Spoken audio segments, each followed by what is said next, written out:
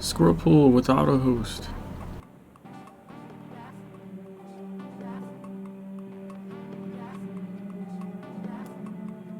Oh, I don't get enough for that one.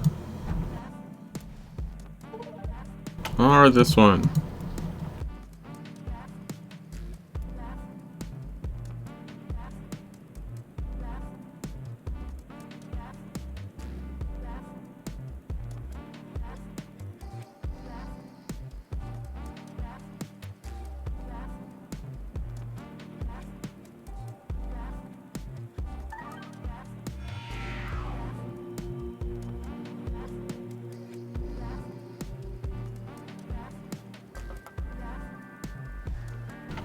No one can do that one, of course.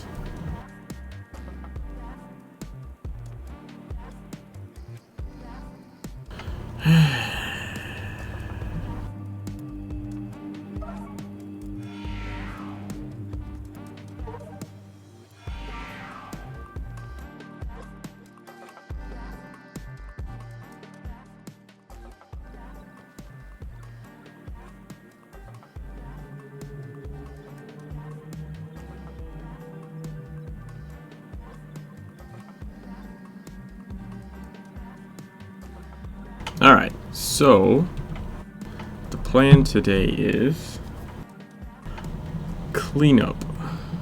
We're gonna get the side missions that we're missing, of which there appear to be many, and just clean up the desert.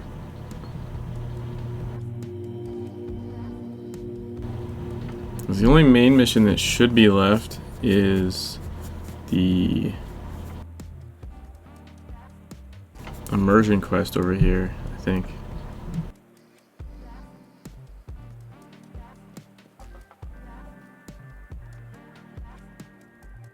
Buenos días.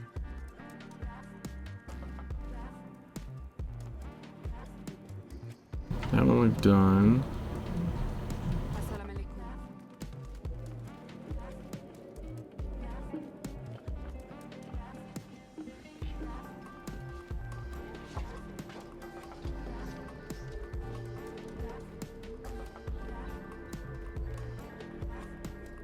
Bomb squad. Armed explosives have been set throughout Almeria. Scour the streets and disarm the explosives. The explosives seem to be active and there are likely more of these around. Find them all, disarm them. This is where this mod comes in super handy, because it puts little tags, explosives that are nearby. I love this mod. I don't even know if I ever knew there was one in here on top of a motorcycle in the dark. That's crazy. Pretty sure I've never picked up those two explosives in this game or in TSW.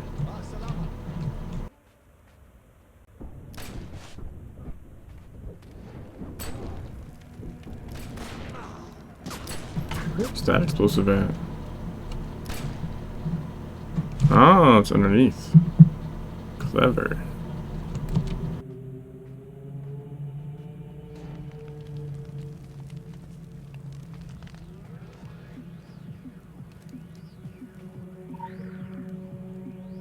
Yeah, I've never grabbed a bunch of these. Never would have found them without the tag. So many more explosives than I thought there were. That's crazy.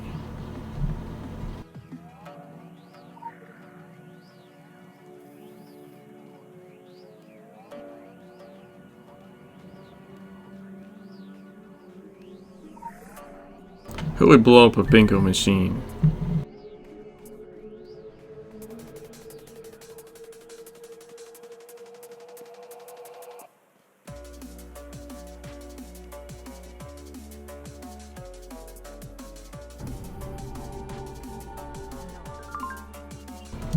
One down.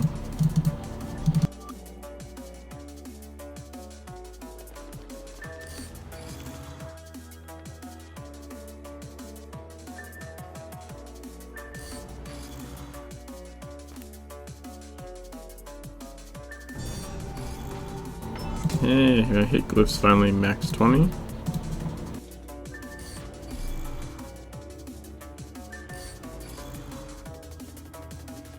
Thank you. I kind of want to do this one like last because it's basically like an investigation side mission. It even has a reward for it.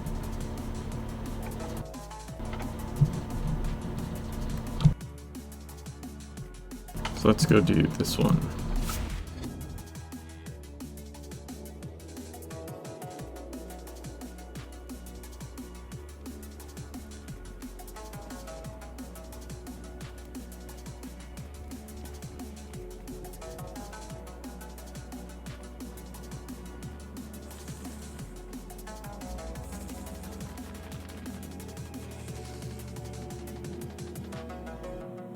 Strange device. The Scorpion Queen.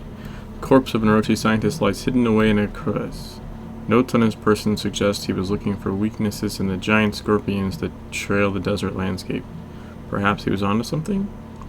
Next to the corpse lies a thumper, a device that reverberates supersonic pulses through the ground. It seems it's also able to detect good locations for this procedure. Pick up the thumper and follow its signal to a good spot. Radar module activated.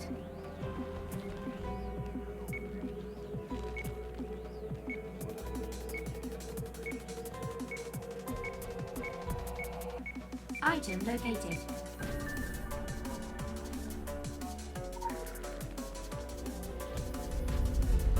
Thumper is placed.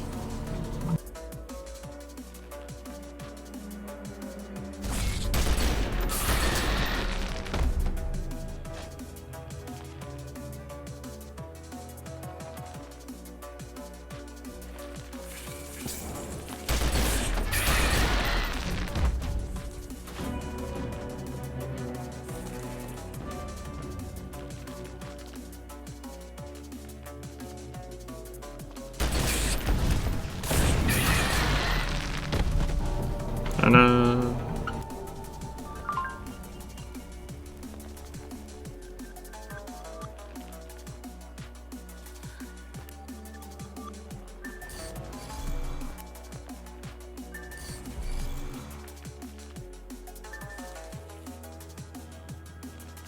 That one's done. This is done. Okay, we need this one, this one.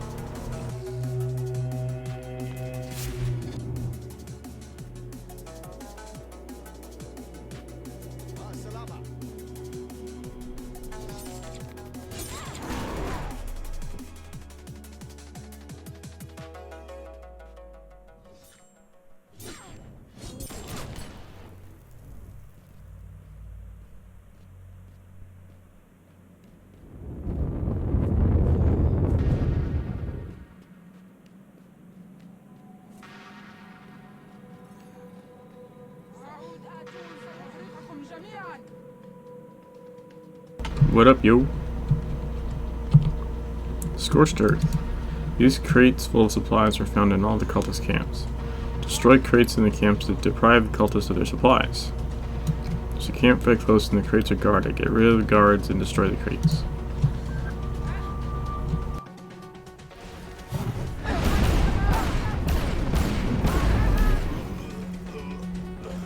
Or you can't destroy that crate. That's weird.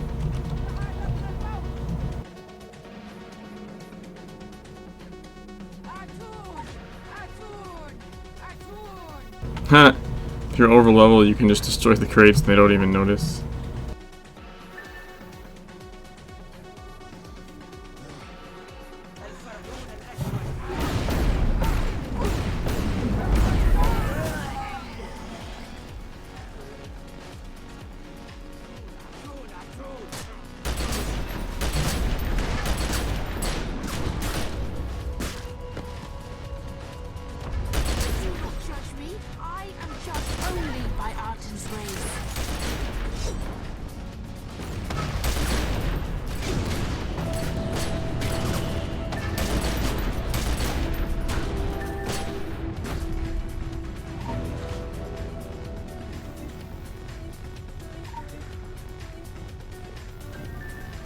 Got this, we got this.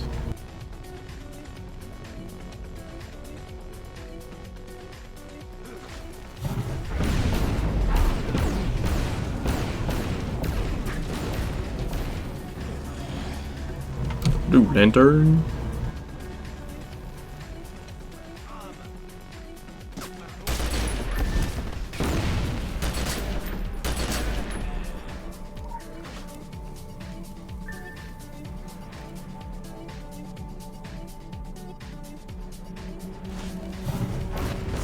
For the altars!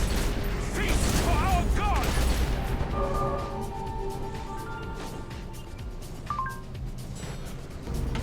And another one bites the dust.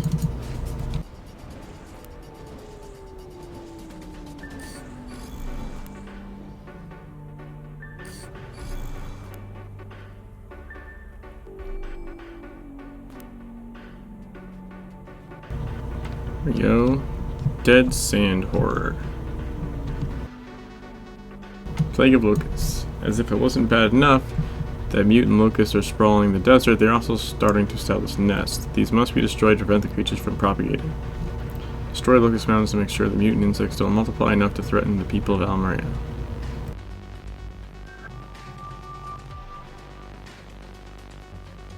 Can destroy the actual mounds.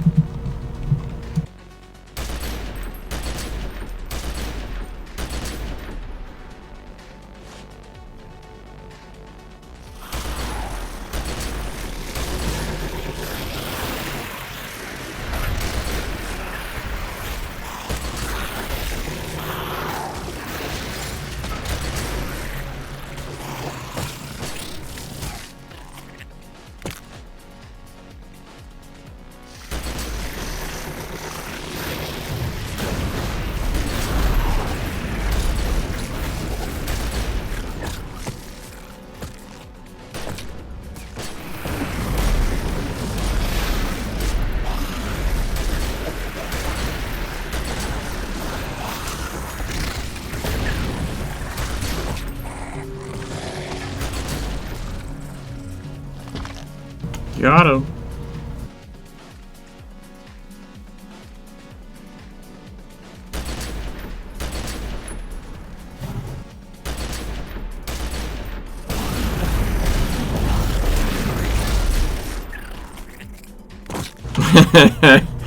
When they die and like to synchronize like that, it's pretty funny.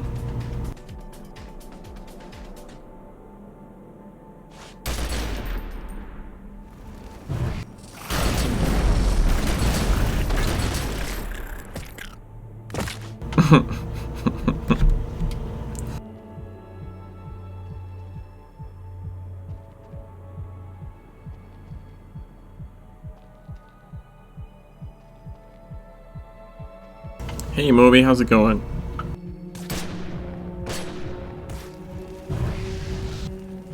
I'm doing pretty good.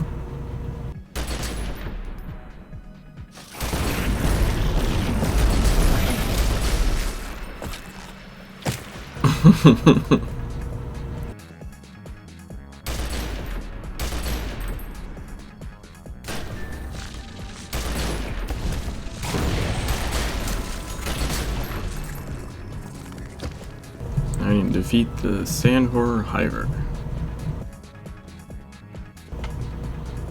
This guy.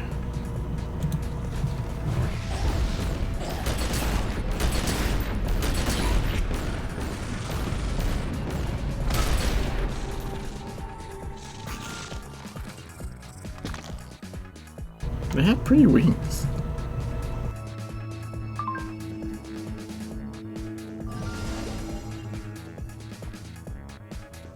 Just got from work, put some food to heat up. Cool.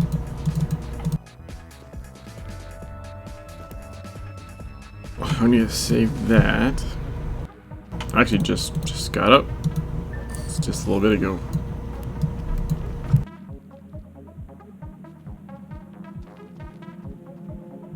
Okay, let's see. So that's this one. That's the next one.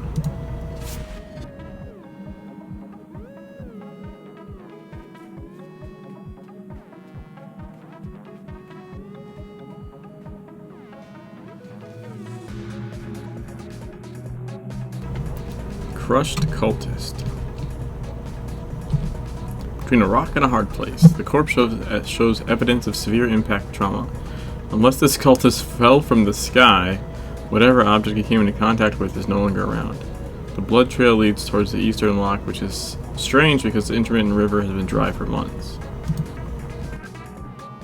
Investigate attendance activity at the lock.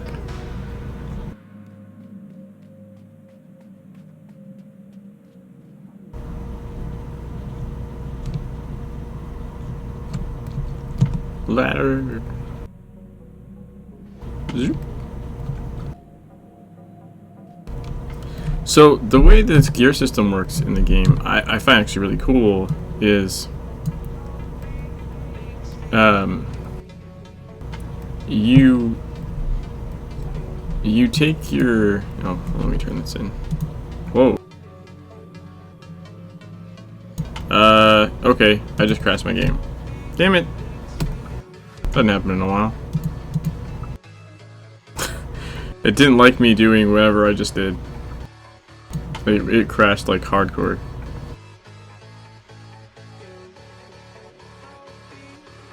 Hey, at least you can see my, I broke the game and all I got was this crummy t-shirt.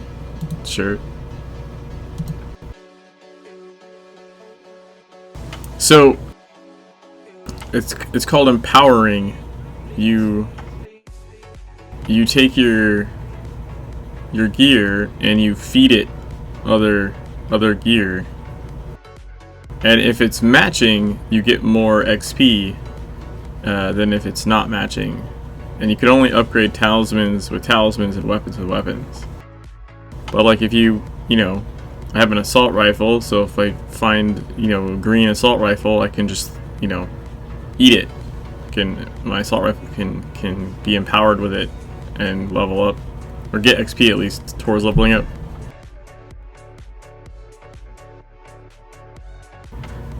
You can't buy it. No, you have to be awarded it by a game master, by a GM, or actually I think I got mine from Andy. He's the community manager.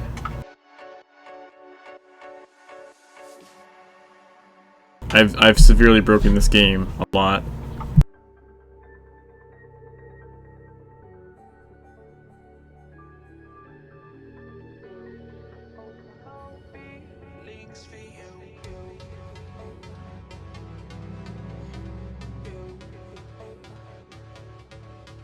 Like I've broken all kinds of things and reported like bugs and helped some of the devs track down some bugs to be fixed. But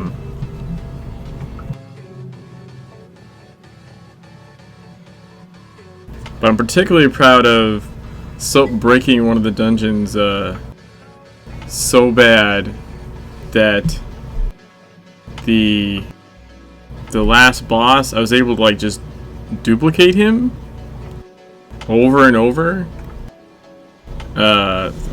which involved like dying and respawning in specific fashion, but like I was able to basically stack copies of him at the top of this little area. So by the time I went to actually fight him, I killed like, it was like 32 or something of him at once. It was pretty ridiculous.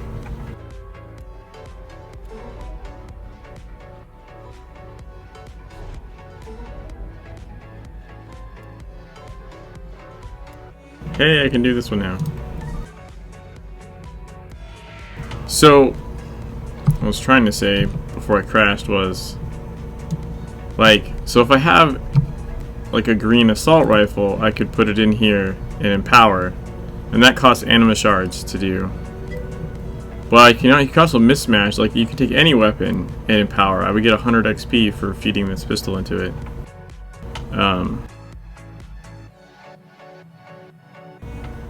But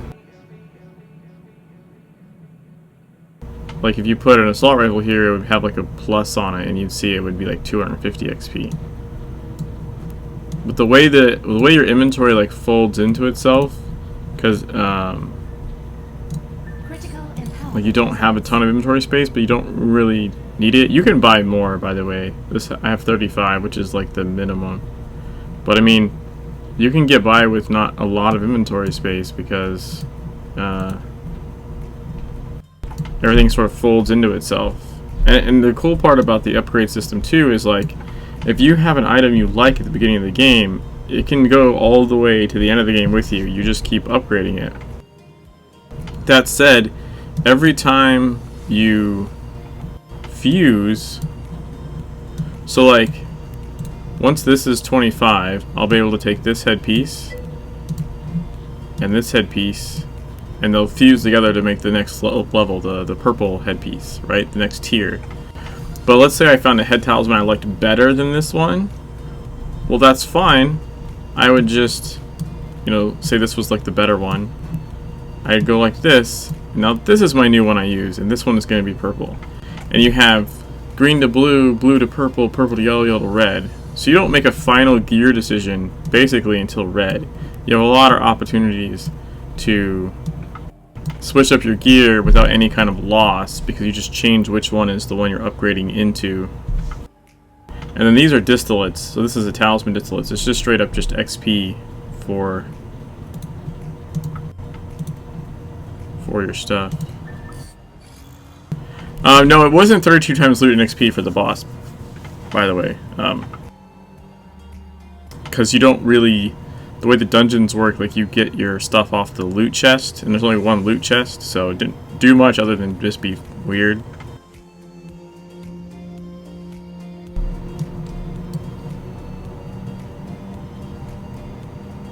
And so like these caches that, you know, you can like buy keys for, they also, you can vendor them for 50 anima shards. Like I said, you always need shards because, you know, to empower something like this costs 200 anima shards, and the higher up you go, the more anima shards it costs to upgrade stuff.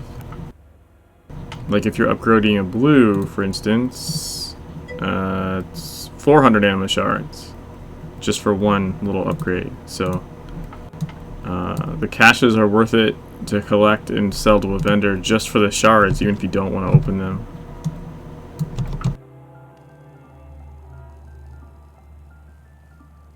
So it's just for fun, crack. Yeah, pretty much. Well, so I accidentally had discovered that you could break it and get like 2 or 3 extra of the boss at the end. And then someone randomly made a comment like, "Let me know when you have 32" or something like that. I was like, okay. And so I spent way too much time. I mean, not, I don't know, few hours over a couple of days figuring out how to most efficiently stack and keep stacking bosses up there until I got the number, the random number they pulled out of the air. Look at that dude. He's gonna go smash some cultist guys.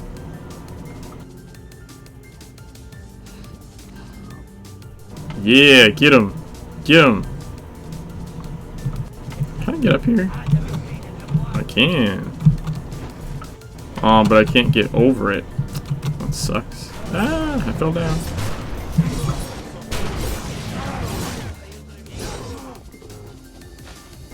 Exactly. Oh, they killed it? That's horse crap.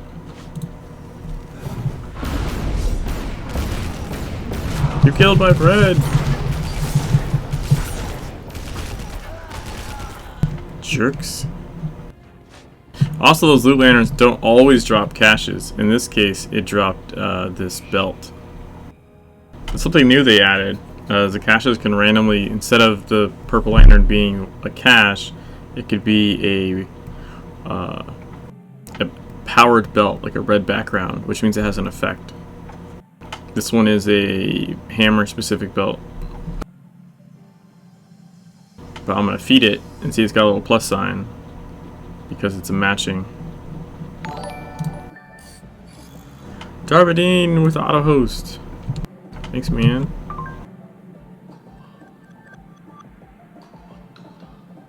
Alright, so you have 2 headpieces. It's gonna cost me 800 shards, but you know, it'll level that. The reason I'm leveling this too is, so I'm level 48 right now.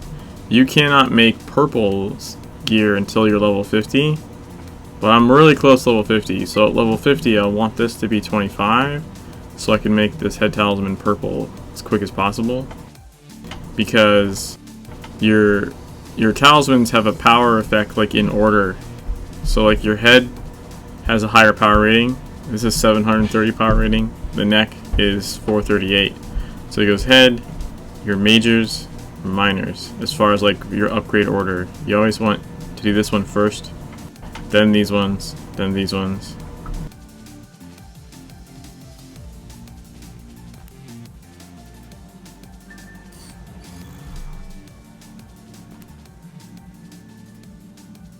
So we have a character that you want, let's say to tank and to DPS you need 2 sets of gear. No. Okay, so I didn't show you this. This is one of the really cool innovations in Legends. It was not in TSW. I think you unlock it at level 20. It's called anima allocation. This is really cool. So right now, if you look at my head talisman, I have 730 attack rating, 167 protection.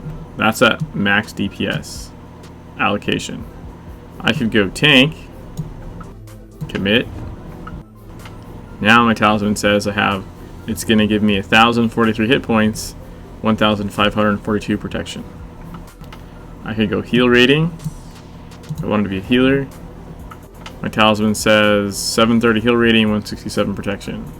And by the way, it does this to all your talismans, all at the same time, and adjusts the stats that they're giving. But you can also say, you know, I want to tank, but I don't need to be that survivable. Let's go, I don't know, 60-40. So now I'm going to have 626 additional hit points, 292 attack rating, 992 protection. Or you can say, you know what, I'm DPS, but I want to be a little survivable. I want to be just a little bit healing. So we're going to go... Come on. I'm really bad at this. 10, 10. There we go. 80 DPS, 10 tank, 10 healing. Commit.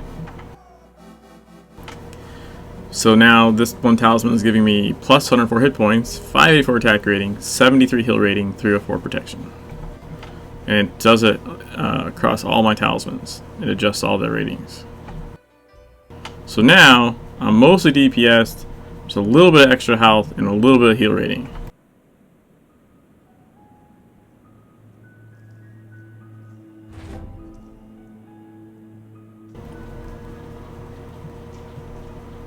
So like with that setting, I have 3,515 health, but when I go full DPS, I only have 3,180. If you go full tank, I have 6,529 health. So, and you can do this on the fly. So like, you know, you could even do it for certain fights. If like a certain fight is kicking your ass for whatever reason, you could be like, you know what, I need to change up my approach. I need to slot like a healing ability. I need to like give myself some heal rating so it actually heals me for more.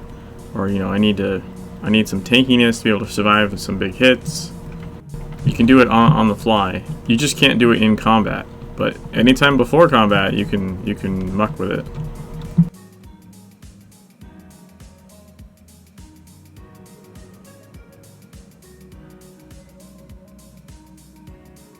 I need the empty water canister. Side mission, that is. Anima allocation is one of the coolest innovations, I think, that's new to Legends. Never seen anything like it in another game either. It was just a really cool way to streamline everything. Like, I'm working on an extra headpiece on my other character because, you know, you might have like a headpiece that has like an effect that is tank related or an effect that is heal related or something. So it's not that there's never a reason to have other pieces eventually, or you know, like the caches will give like, you know, certain like you know, extraordinary talisman rewards, and those will be like I think these are head pieces actually with like different effects. So you may eventually will have like a couple different pieces, but it's not necessary. You don't need them to do another role. It's just, you know, can make. You could be better by making a new headpiece with a certain tank effect or something, maybe, but it's not necessary. Not by bread alone. Water is always precious in the desert, but never more so than in the midst of chaos and crisis. When ghouls overran the dig site, the archaeologists had every reason to drop everything and flee, but with water being so scarce at the encampment, it might be worthwhile to return and recover any canisters that have been left behind. So we need to go find some water balls. Welcome. Sorry about the mess.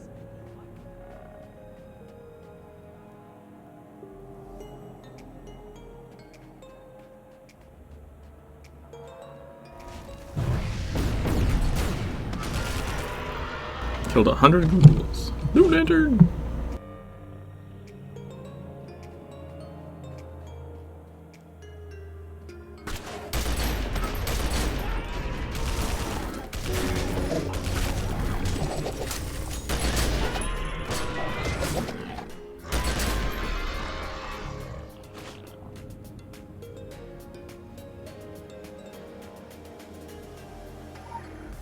I'm surprised the mod doesn't pick up the water canisters. That's interesting.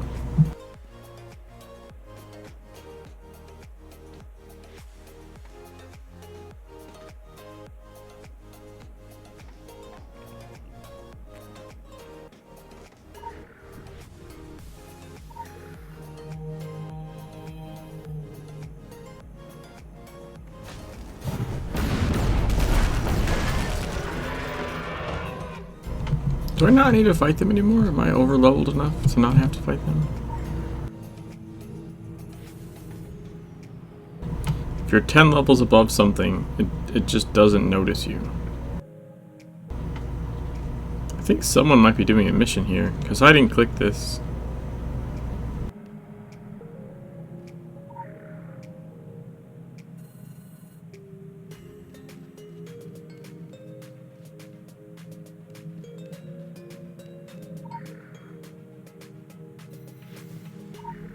I'm pretty sure I didn't click that.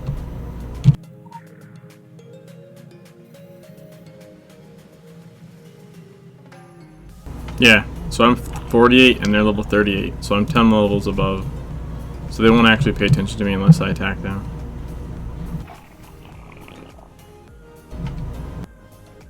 Something that wasn't in TSW, but I actually do appreciate it. Because when you're high level and you go to a lower zone, it's like everywhere you walk, you just have to like stop and shoot stuff. It takes like one hit and they all die, and it's not like it's difficult. It's just sort of a waste of time.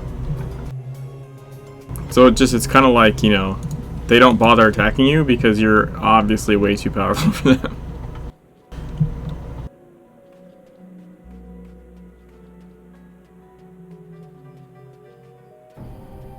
Non-homicidal visitors are always welcome. Non-homicidal visitors always welcome.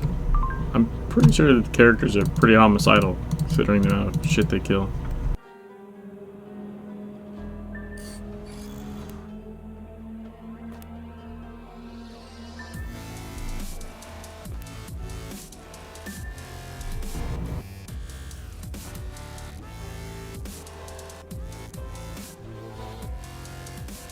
Alright, so should I go this way? You know what? Actually, I want to go. How the hell do I get up there?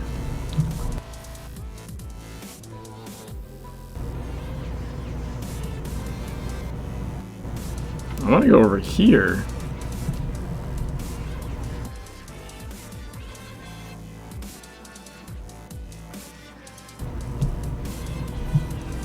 Not entirely sure the best way to get there.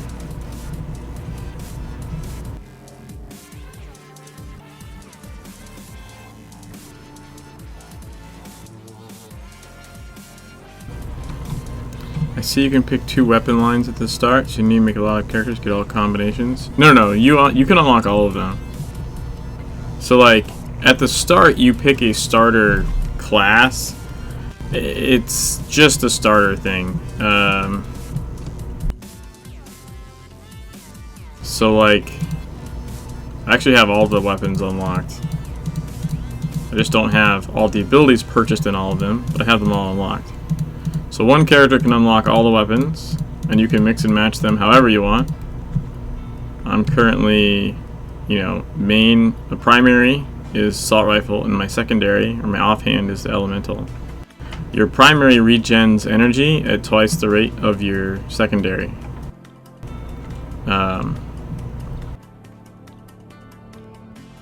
But yeah, you can mix and match, and also you have passives, and passives have what are like global passives. So like, this is like a blade. You have to like slot it here, and it's only useful if you're running a blade ability. But this is a plus 13 to crit rating. This is a global. Even if you don't have a blade equipped, this is active on your character when you unlock it. So eventually, you unlock all the passives for all the weapons, and all these little plus hit rating, plus 50 hit rating, plus 50 crit rating, like all these little pluses like add up. HP. So like, once you unlock all of those, your base stats are a lot higher. And the same thing like on the abilities, you have what's called capstones at the end, which is you permanently gain like plus 15 hit points, plus 10 attack rating, plus 10 heal rating. I have 2 of these capstones. It can go all the way to 9 for every single weapon. So on my main character that has all this shit done, he has all his capstones for every single weapon and all the passives, which like his base health is like at full DPS, his base health is like 7,000, and that's just from like all the different where are they? Like all the different, little health passives that are on every damn weapon tree. And the capstones. The capstones having the plus 15 hit points times 9, I think it is, times all the weapons. Oh hey, I found my way up here.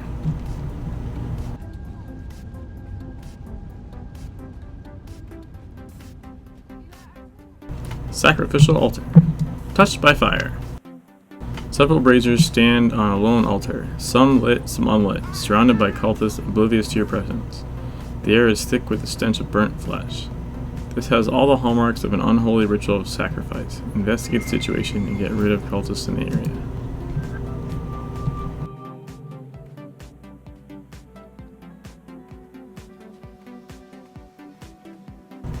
So we're supposed to figure out what they're doing?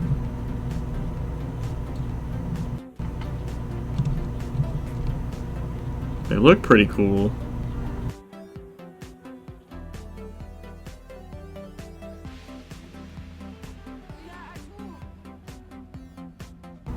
Pilgrim of Flame. Alright, so this one's gonna walk up, coming forth by fire.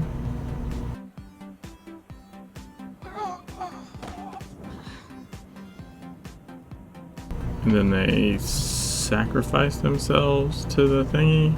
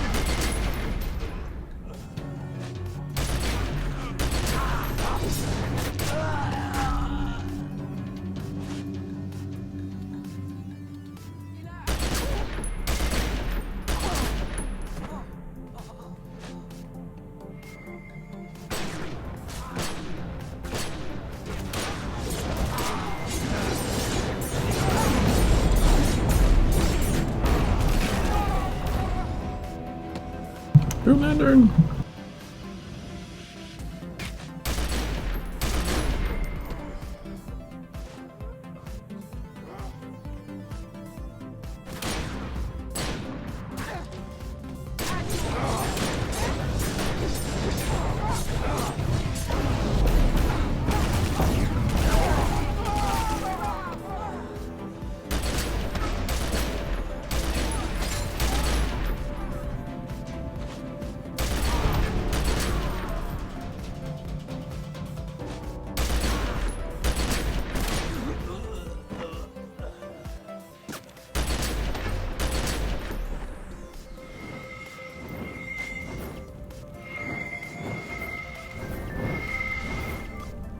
Yep, I got him.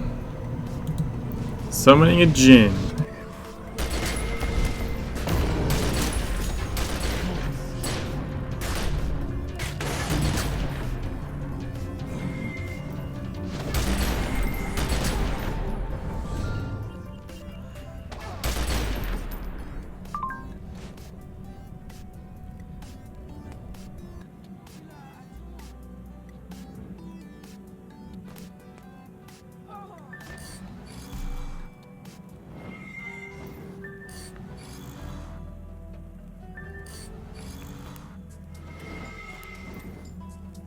So there's a world boss that you can get here as well. I'm trying to remember how you get him to show up.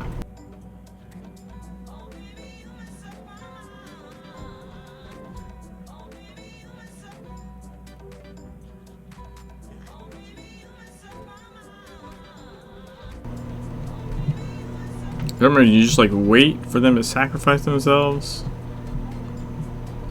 Or what?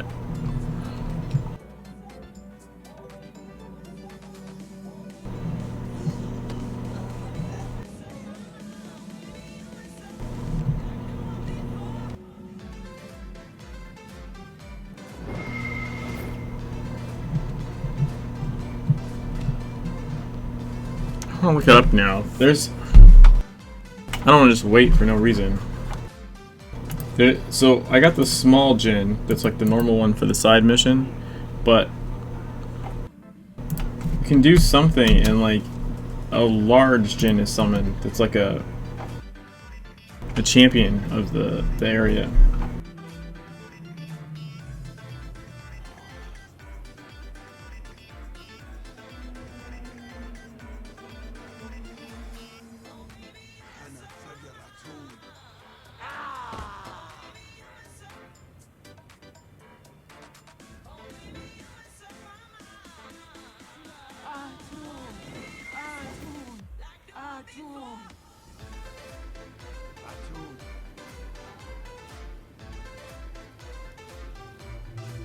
Okay, so I'm in the right location.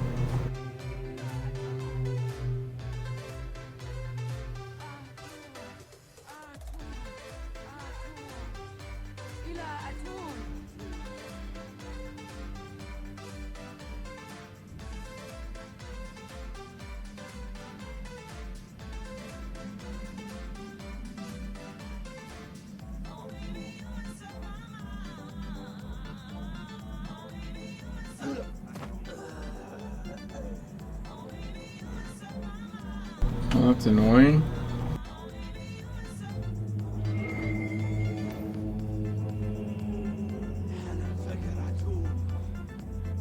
It says it should show up when you just kill all of them, but I'm not seeing...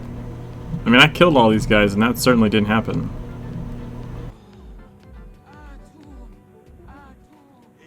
You just start at the back?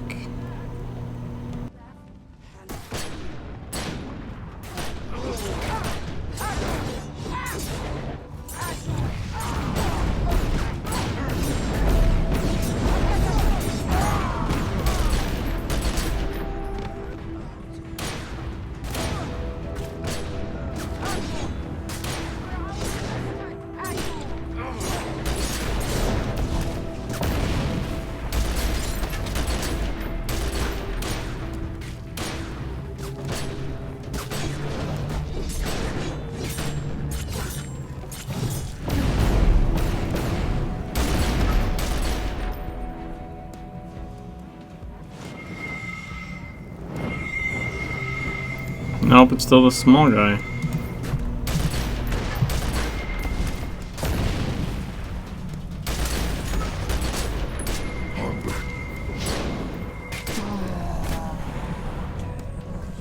Damn it! Janet? That should have been everybody.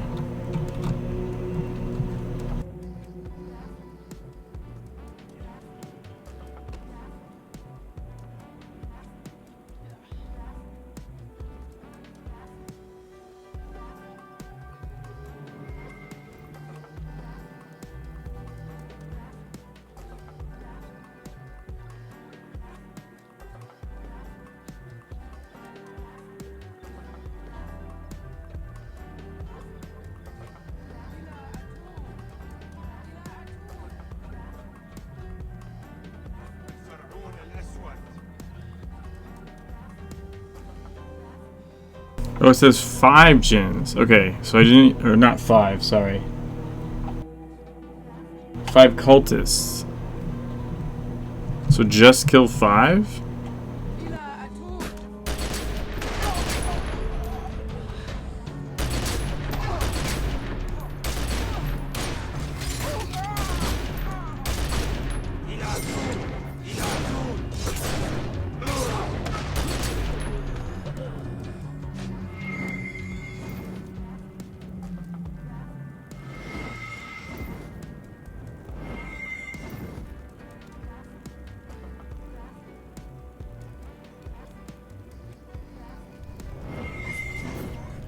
Nope.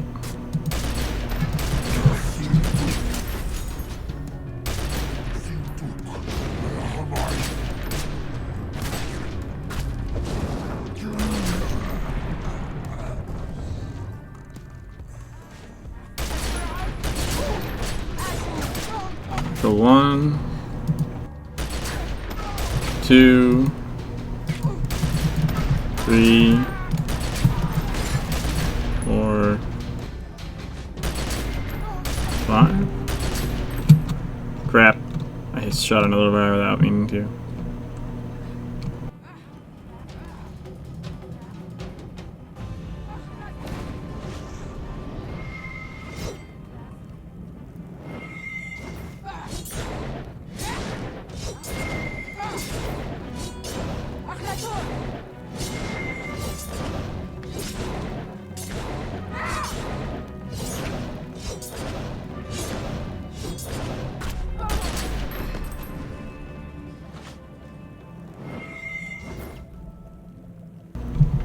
I don't know how you're supposed to control, because these guys just come on their own.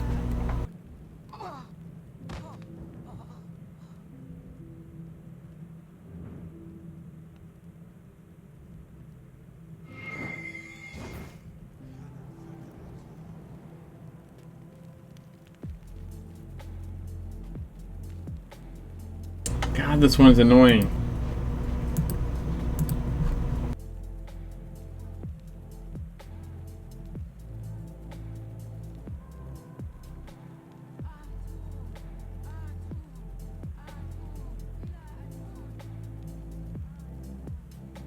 See, and the other thing says just spawn by quick killing all of the things in the area. Son of a biscuit.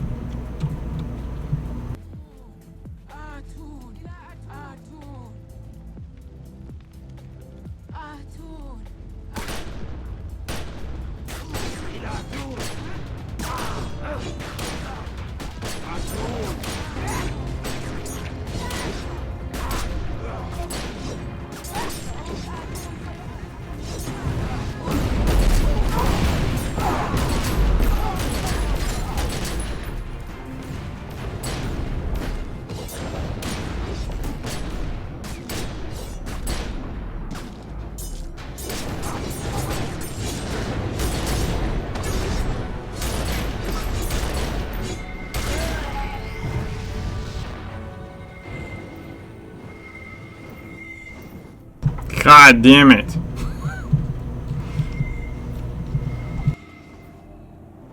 Maybe you need more people around? I suppose it's possible. Did I miss one? Where?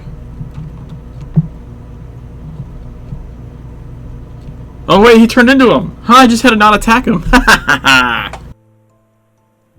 So okay. So just don't. Okay, this guy has a lot more health. He's way bigger. This will be interesting.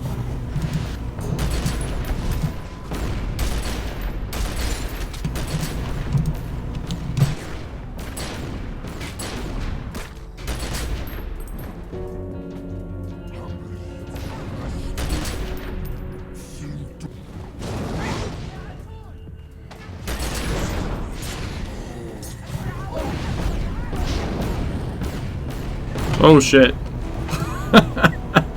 Maybe I can't solo that guy just yet. Alright. Well, at least we got him to show up. I was okay avoiding his AoE attacks, but I think he hit me with an actual attack. Well, it was only 989 was my max incoming. Something hit me really hard though. Hold on, let me look at my ACT there.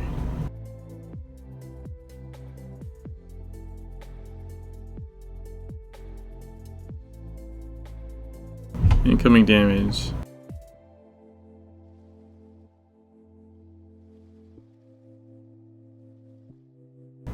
I don't know why I died. Well, okay, so he hit me. Oh yeah, I don't have a lot of health. I have like 3k health, so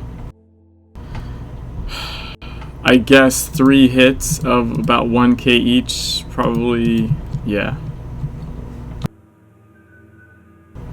Probably not the best.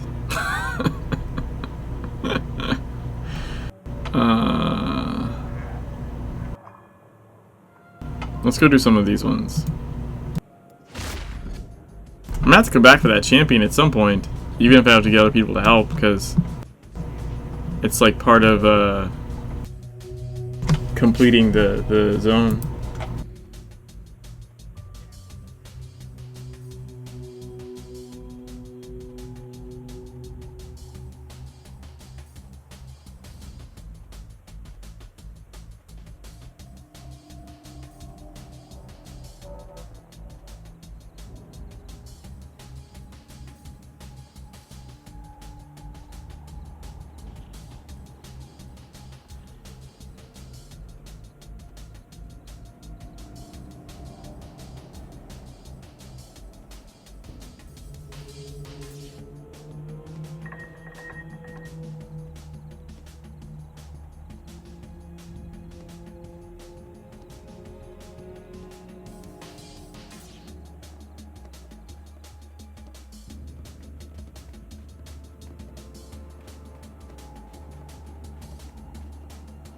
Research notes. Modern archaeology. The research notes detail an artifact the archaeology team were looking for before being ousted by scorpions, mummies, and cultists. They also left behind a tool specifically tuned to detect its occult signature.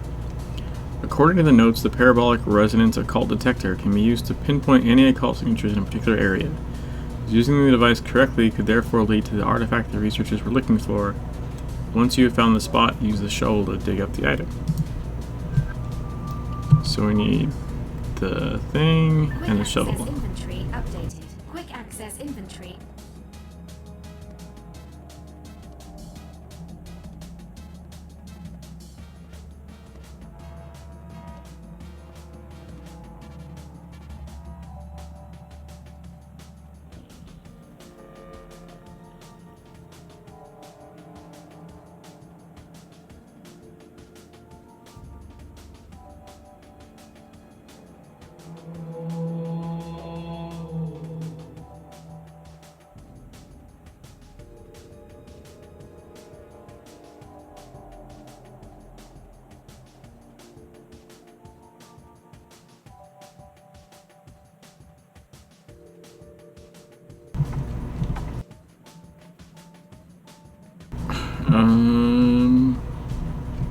Where am I supposed to?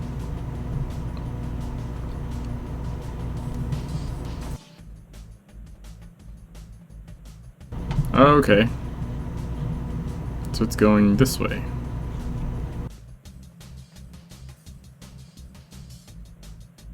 Who's that guy?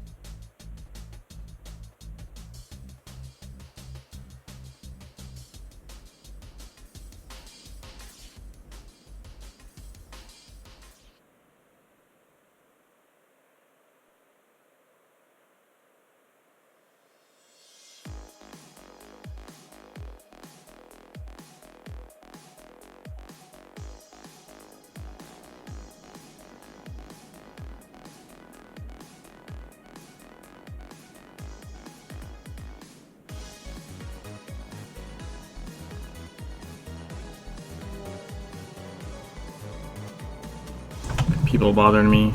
Messages.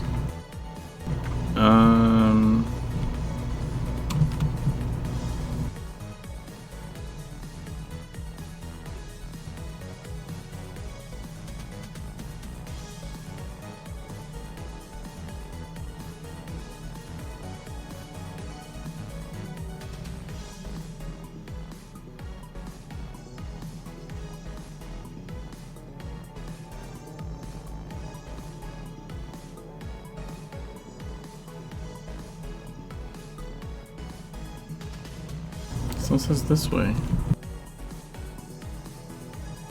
Oh, no, back this way. Okay.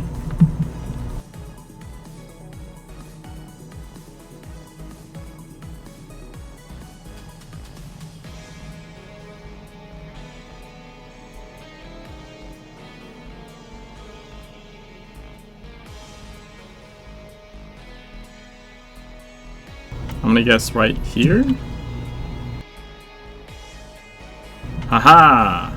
Buried artifact.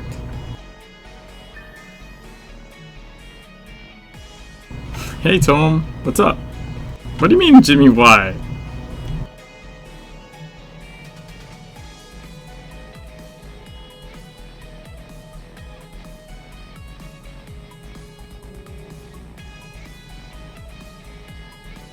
I have to bring the artifact to Arun soon?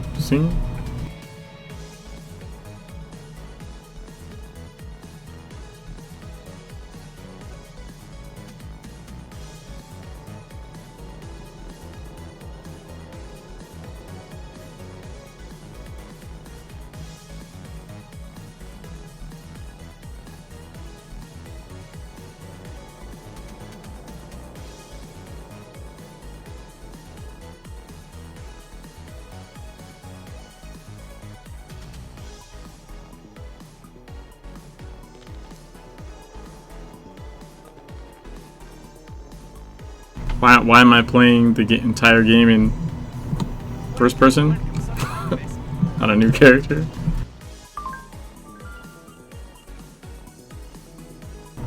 We are currently undergoing a transformation. Old scales are being shed, new claws being added. The hundreds of connected are all switching seats. In the course of the current shift, no one is available to take your call. However, if it has been logged, its significance will be figured into the updated models. Please note that today's automatism is not permanent, nothing ever is. If you are in dire need of directions, ask Templar, do the opposite.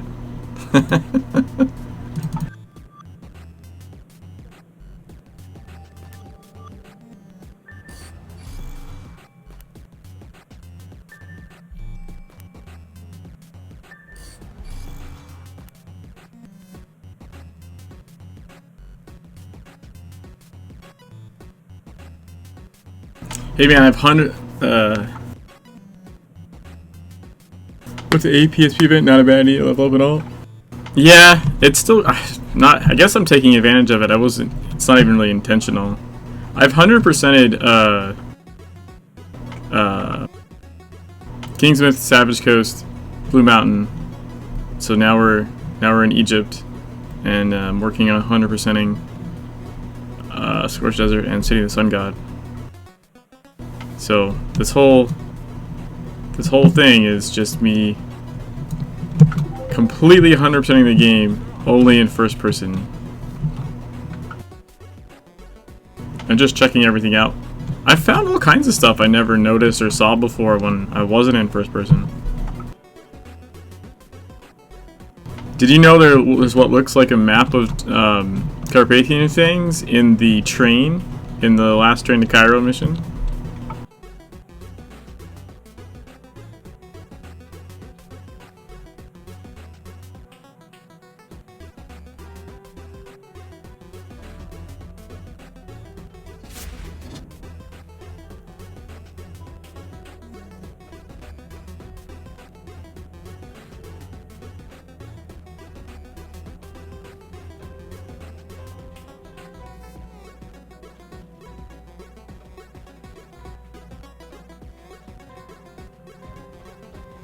The giant main mission bubble is going to throw me off here, I think. Partially buried artifact. Gravity of the situation. A half-buried artifact peeks out from the sand. Its dull metallic gleam suggests it might not be typically broken vase, cracked sculpture, or a rusted workman's tool. Play archaeologist and excavate the artifact. Oh my god, it's the jump pad one! I have to find a power source. This is the one that says like, wee when you do it. Bounty detected. Initiating.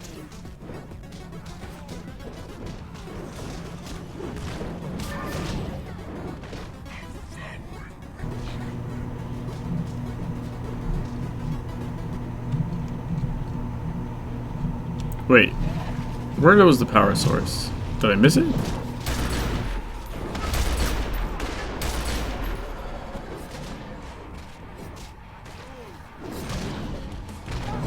I thought it was up here somewhere. Or do I have to kill the djinn first?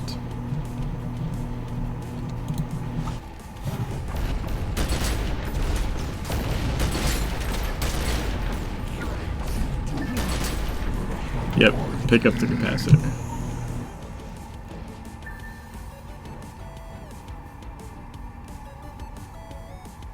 Alright, here we go.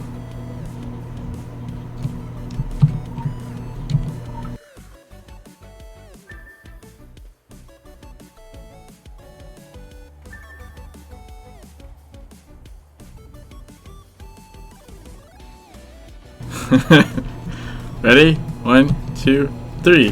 Whee! Special assignment received. Initializing. Oh, awesome. Transmit. Initiate disclaimer signal. Receive. Whee! Light on the feet and balance within the soul. The third age leaves its mark upon the sand as it does around the great tree. Agartha knows we know, and now they too share the secrets. Witness. Rules and regulations, sweetling. Fueled with the essence of anima. Just one way the third age runs through the eons. Fly, birdie. The nightmares are swarming below. Come see the world before it's through. The show goes on. So must you.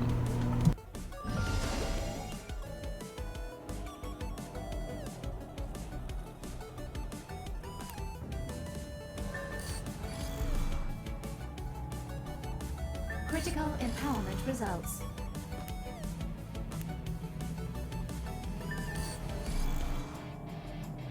Oh, I need to get this guy.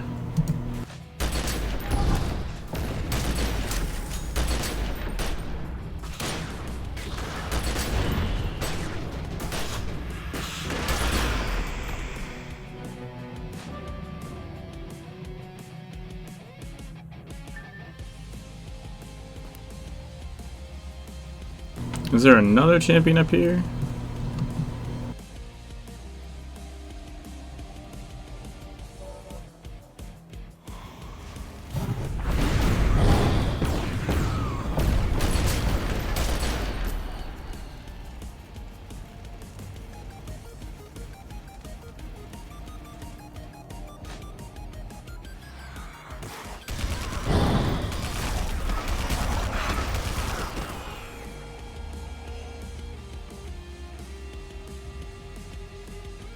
Some of these debuffs like really hurt your visual in first person.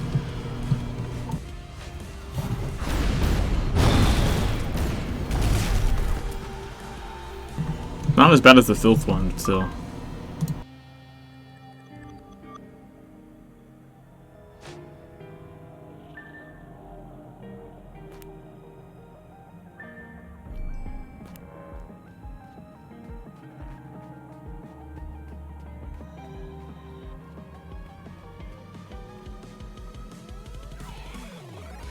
There is another champion up here. I thought so. Where are you?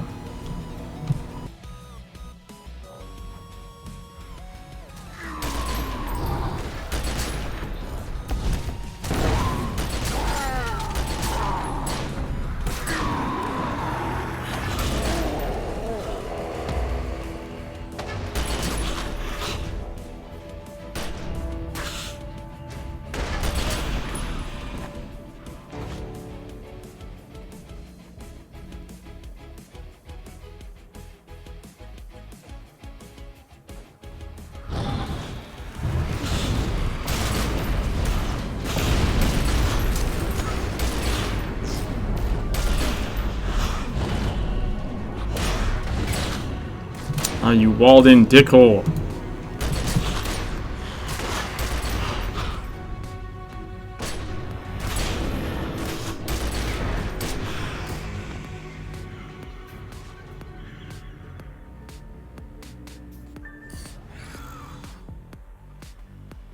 Special assignment received. Initializing.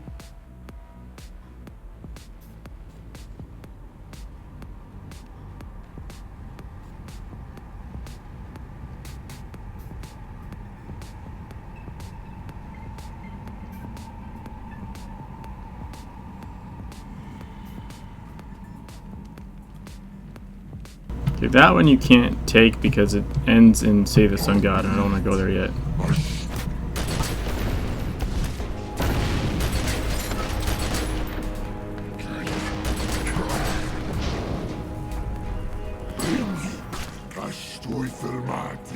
But there should be one up there I can take.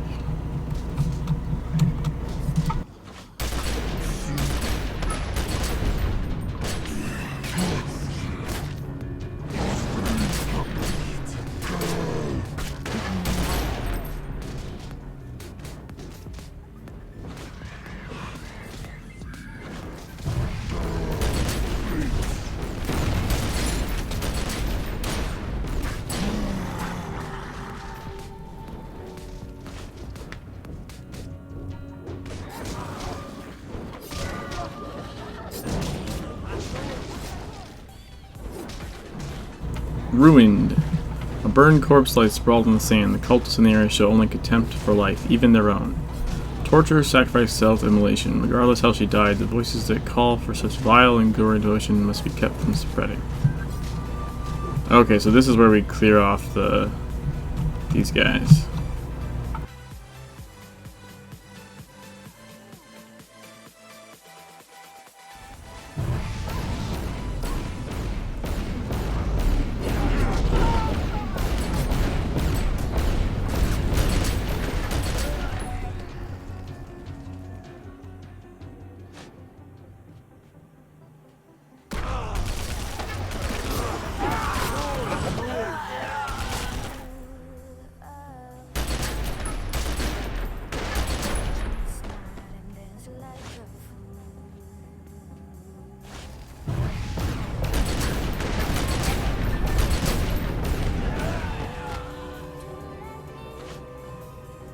Kill Amir and Knitter the Whispering. Whatever the hell your name is.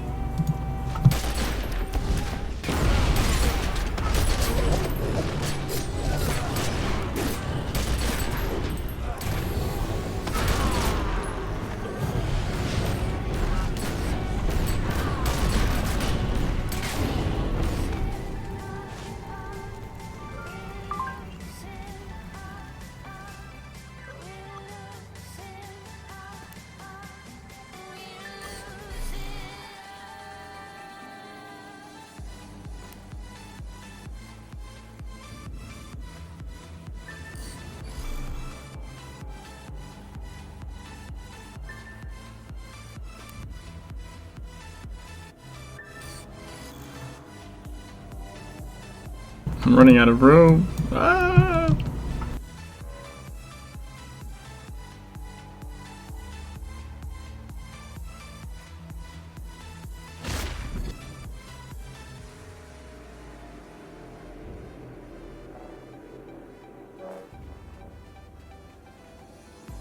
And I don't care if people see.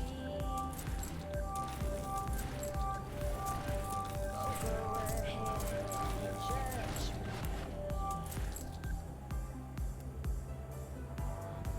Gonna dance all through Look at all these side missions. Drone phone home. One of the drones in Lisa Huey's... Huey? Hugh? I don't know how to say her fucking name. Drone storage crate beeps periodically.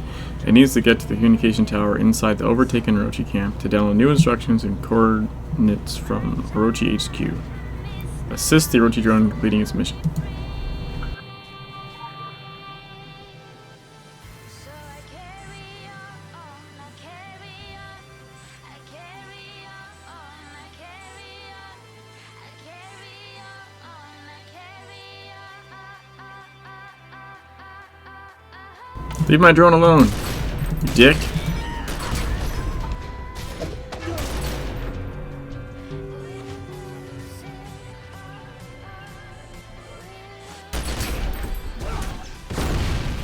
New lantern.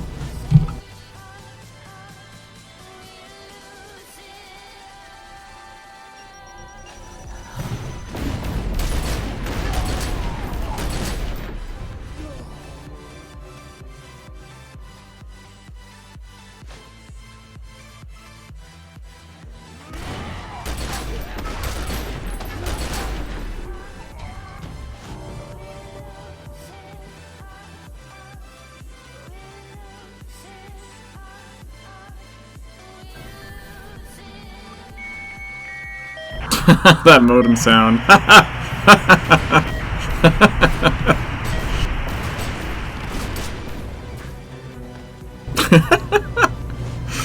That's awesome.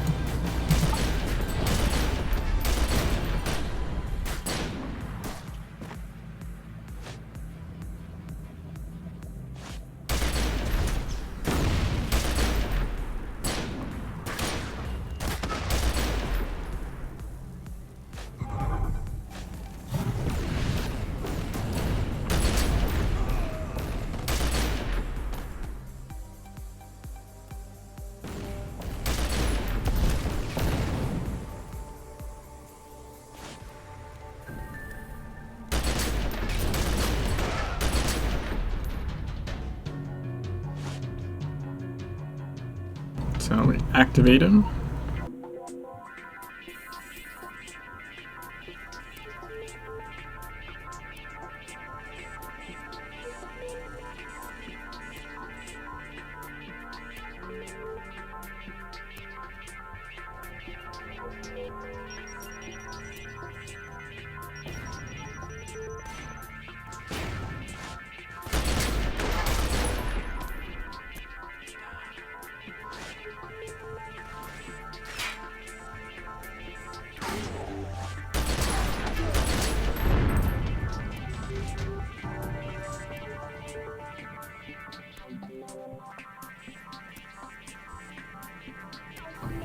Ta-da!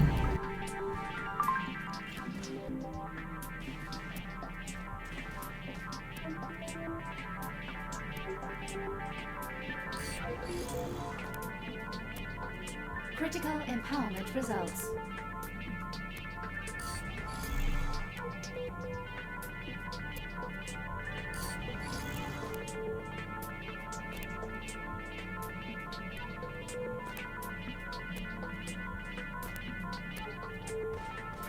Droning on and on.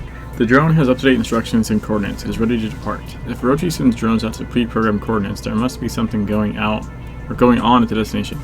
Activate the drone and follow in its path.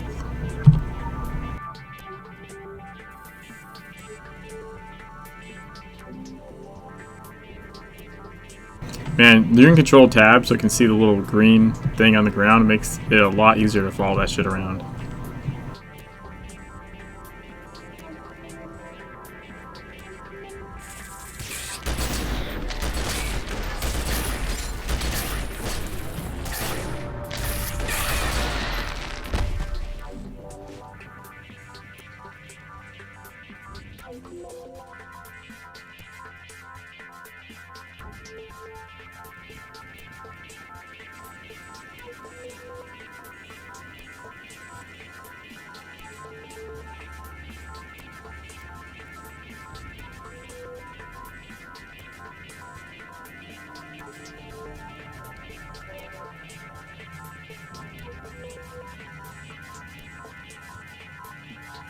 Where the hell is it going?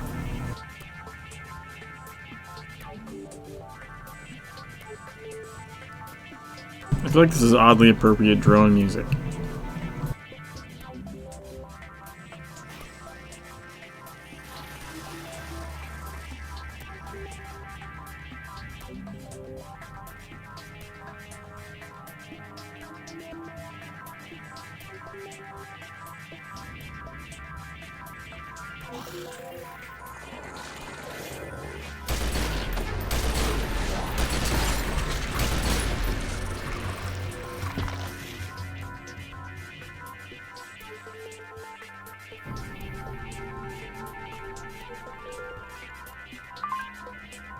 All of our terminals are currently occupied. We apologize for the temporary inconvenience, but this represents an essential stress test of our competitors' networks.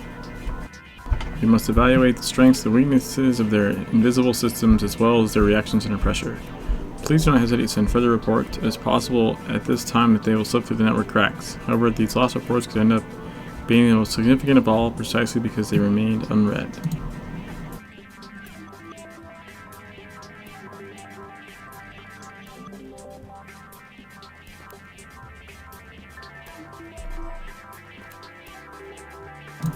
Hey, I maxed the quick look. Oop, no, that's the wrong one. Critical empowerment results. So we want... I guess we'll just keep following the drone. Final destination. The drone shut down after reaching the crashed airplane. An occasional beep indicates it still has instructions left to be executed. Anything Orochi is interested in... Someone is missing a word here. Anything Orochi is interested in, there should be in. Anything Orochi is interested in is worthy of cautious investigation. One of Orochi's many drones was shut down inside the cockpit of a crashed airplane. It appears to still have pending instructions. Activate it and follow it as it executes its commands.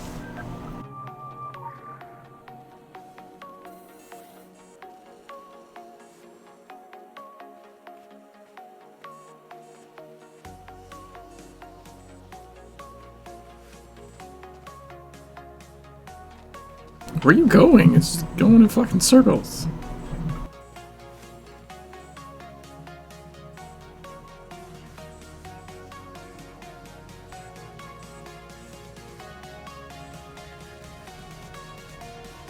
It's a hell of a plane wreck.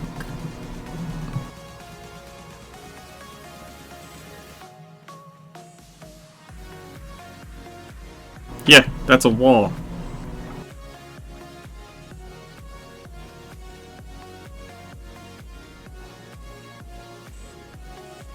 Oh, it's going up here.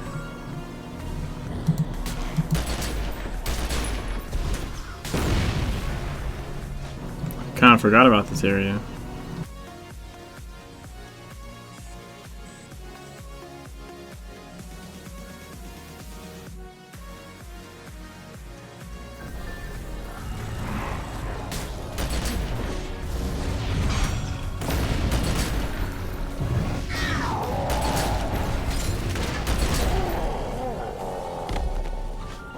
Brutus, protector of Crescenius.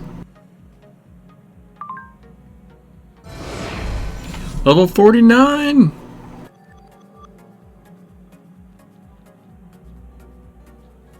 Oh hey, who's that? Zampano.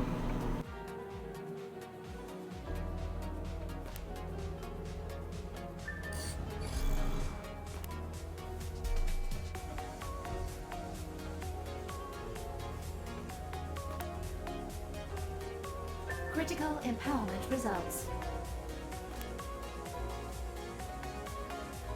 Okay, so now we can do, there's this mission up here somewhere.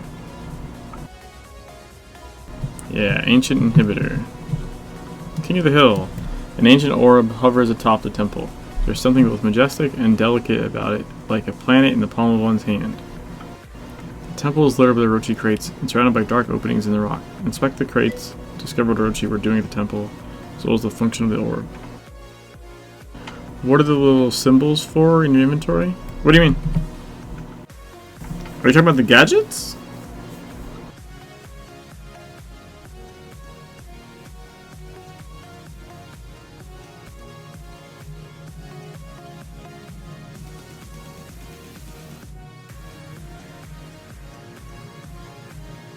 Well, the mission items.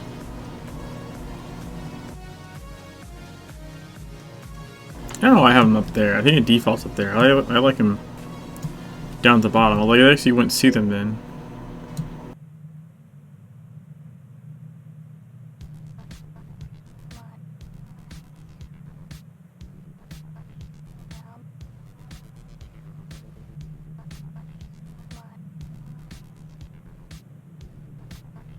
Red symbols. Are you talking about glyphs?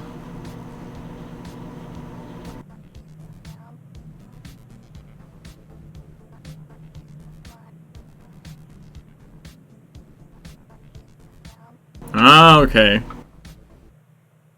Yeah, they're glyphs. So this is accurate glyph. It gives hit rating. And this is a devastating glyph. It gives crit power. So right now I have an intricate accurate glyph, which is like, this is like a 2 dot. So intricate is a 3 dot, which is giving me plus 84 hit rating. So what I need to do is, because it's maxed, I need to get this hit rating glyph to 20 as well, because this is a max green one that's in it. And then I can fuse it and make the one that's in here a blue hit rating glyph. That'll give even more hit rating. And then my neck has a fierce glyph on it, for which adds crit rating. And my waist currently has a devastating glyph, which adds crit power. And then later on, once we get into purples, not only can you add glyphs to talismans, you can add signets, which do additional effects. So there'll be like the talisman itself, then the glyph, and then eventually the signet. And your level, and everything can be leveled. So you level the talisman itself, you level the glyph, and then you level the signet. But signets don't come until purple. Like once you upgrade something to purple, it gets a signet slot. You can put a signet in. So like, example of a signet would be that I would actually use. It wouldn't be that. What would it be? That's shotgun. I don't know what the assault rifle ones are actually. Veteran? Veteran. So Signet of the Veteran increases damage and healing of assault rifle elite abilities. And this signet can only be attached to head talisman. So you would put this signet in this once it reaches like purple, so it opens the signet slot. Then you would get this signet, and then this signet can be, you can feed it other signets, or you can get signet distillates and you can upgrade it, and it can go from green to blue to purple to yellow to red, just like the talisman can, just like the glyphs can. And as it scales up, so does the increase in damage that it provides.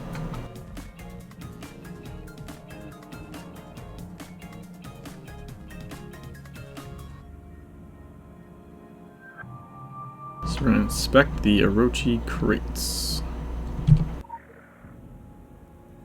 Temporary abilities acquired.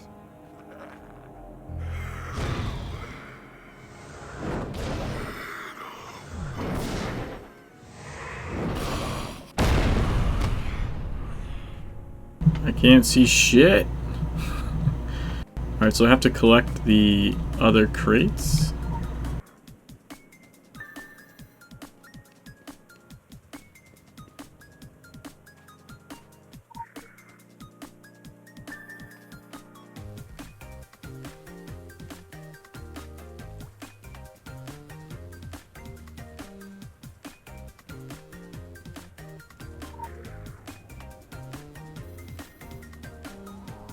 I think I'm supposed to click that one first and I didn't.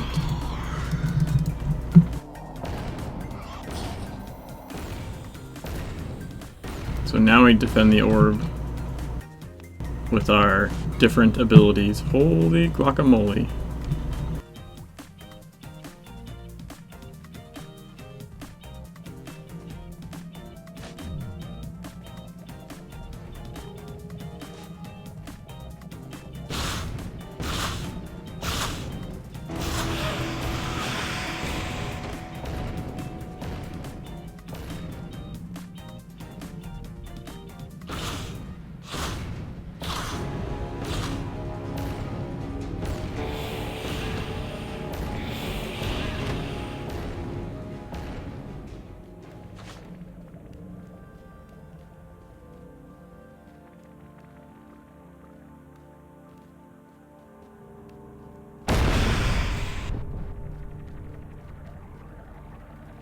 Alright, that was like the first wave. Those were all slow guys though. I know it's not just slow guys. Yeah, son of a biscuit.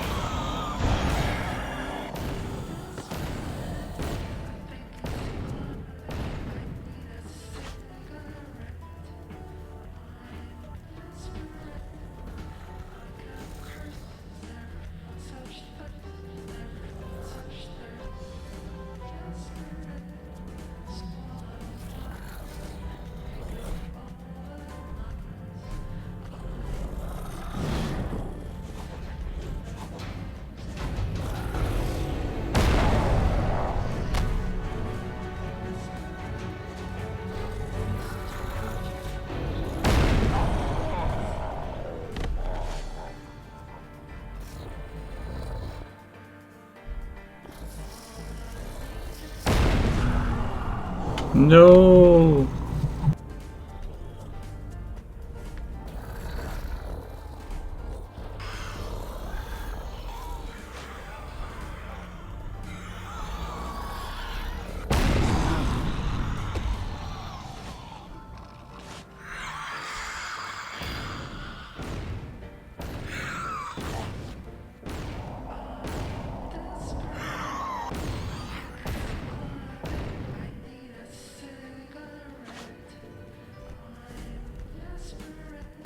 No, fuck. I didn't mean to fall down there.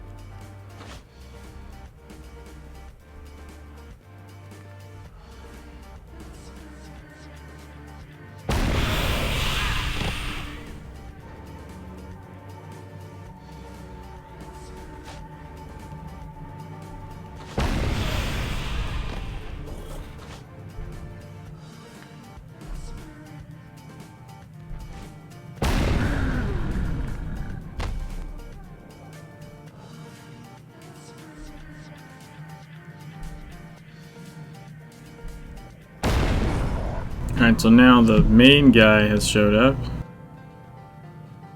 Somewhere.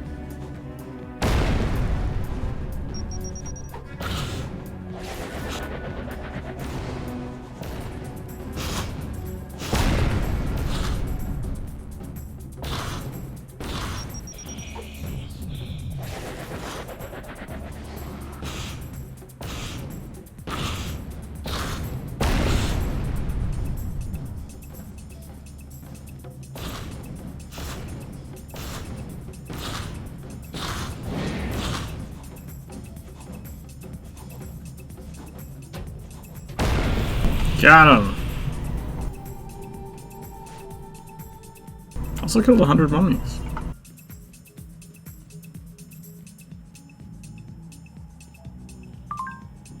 The entire world is burning. We can see it in the child's eyes. The desert is an ideal test case for the blazing horrors to come. The thirsty visions, the symbols carved in skin, the cries of martyrs at the stake. Do not shy away from any of it. They are all part of the equation. Nah, it wasn't a tough one. It's just, it's a little more difficult, I think, in first person, honestly.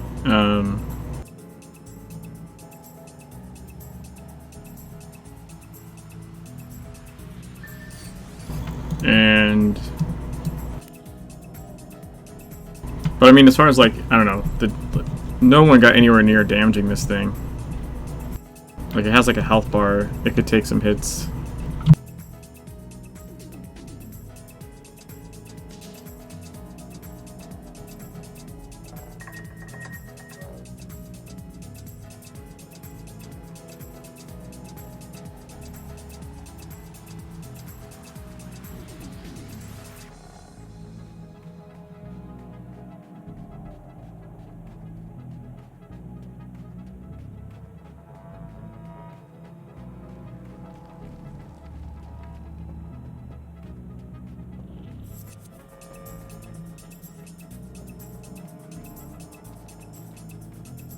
Alright, so we have the cockpit, a flight of locusts. Debris from the crashed Orochi plane is scattered across the area, and the remains of the dead crew have attracted the unwanted attention of locusts. There might be something of worth in the cargo, be careful. The locusts are unlikely to let you rummage through the wreckage undisturbed. Investigate the area to see if you can find valuable cargo.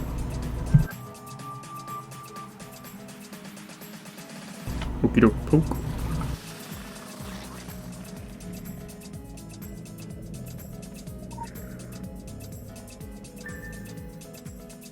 Find a way to open the cargo crate.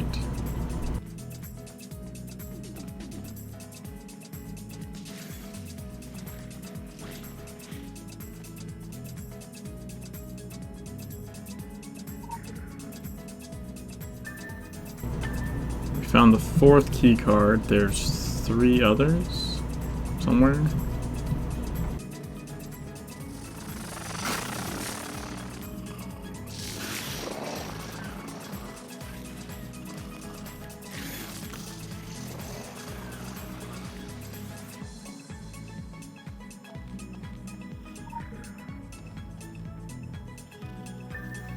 That's the 3rd key card.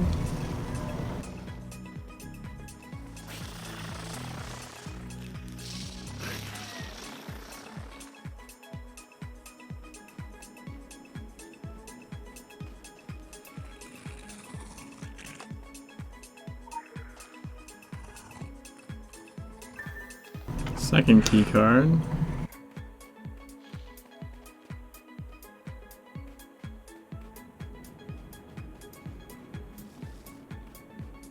How's the first key card?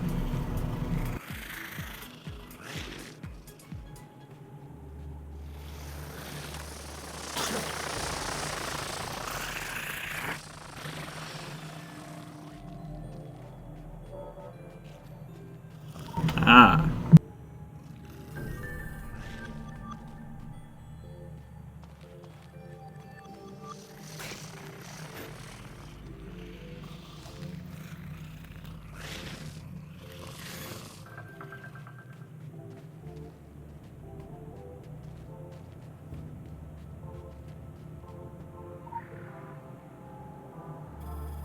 Survive the sand horror attack.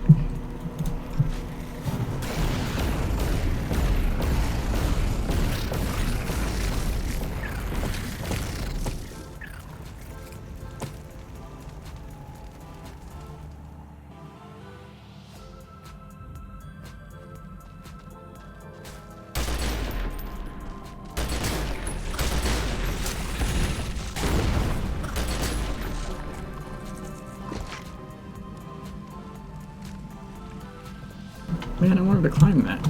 Damn it.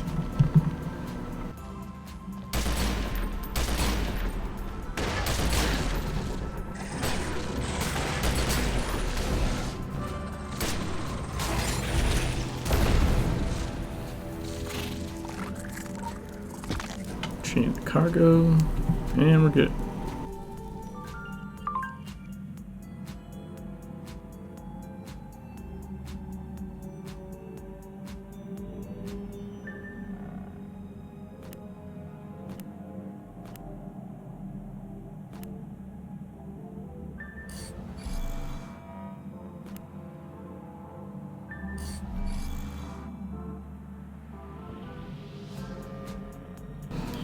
Oh my god, we still have another drone one? How many drone fucking side missions are there? Holy Jesus.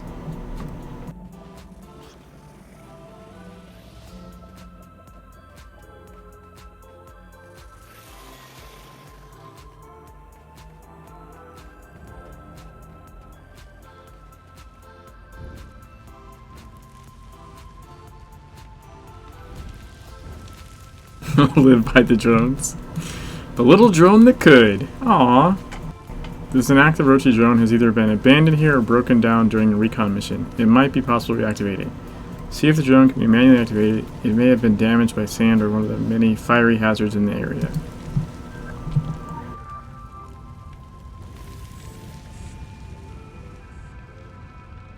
Follow the drone.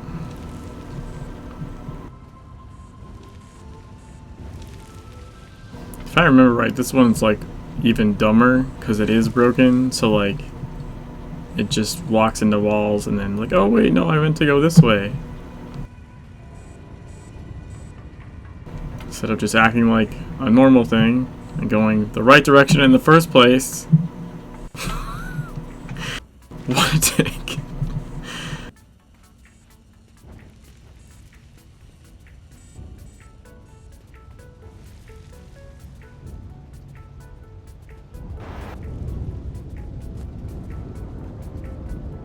The hell is that?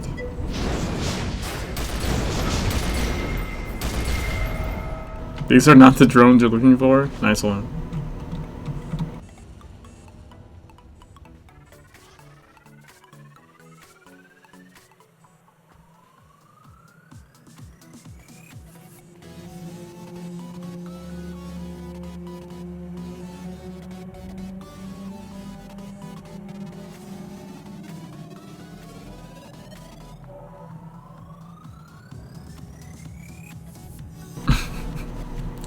Oh wait, I meant to go this way instead.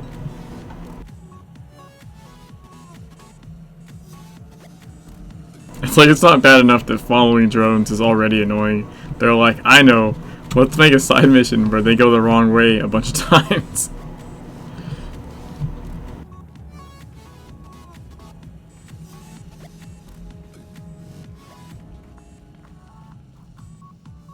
I think this is how you're supposed to discover this camp, actually.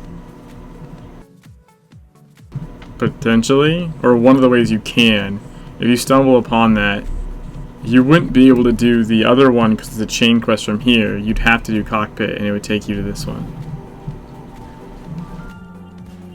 It's like a breadcrumb mission. Hey, we completed all the drones missions. Which gave us the clairvoyance drone. Aww. Summons a friendly Orochi clairvoyance drone that will cast high intensity laser, 50-second cooldown. High intensity laser knocks down the target for 4 seconds. And it's purple.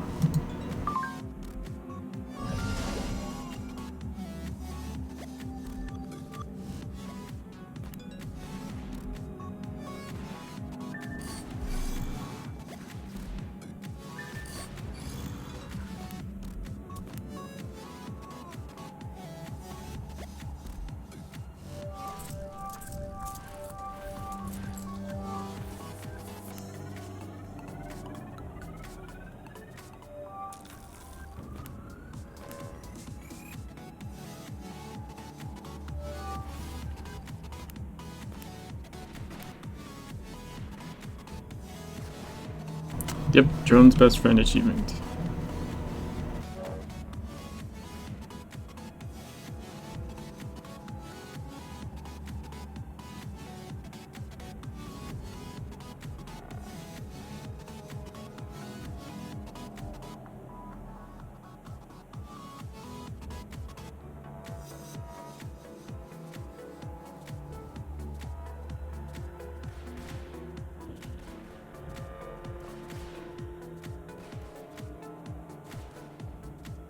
We have done a lot of these today.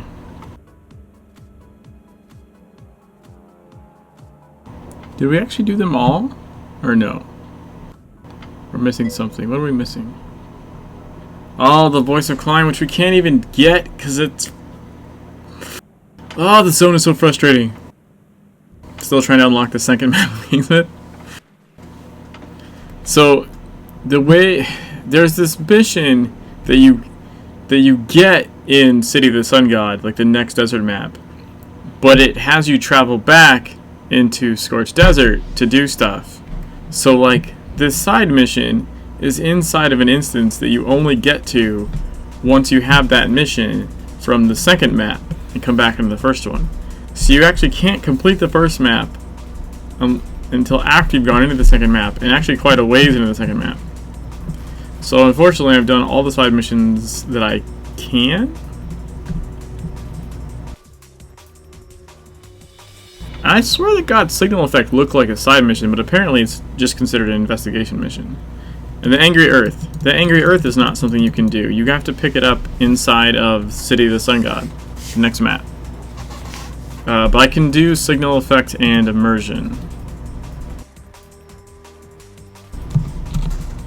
For some reason I didn't do this side mission. To complete this side mission, you actually go into the next zone. And I think that one might actually count for the next zone's missions for some weird reason. The way they have these maps intertwined is slightly annoying. I guess we'll do Signal Effect.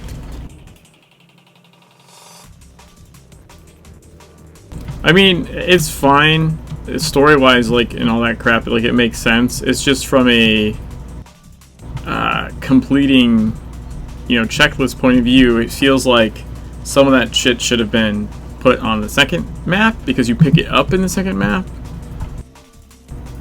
I don't really understand why they put things on certain lists.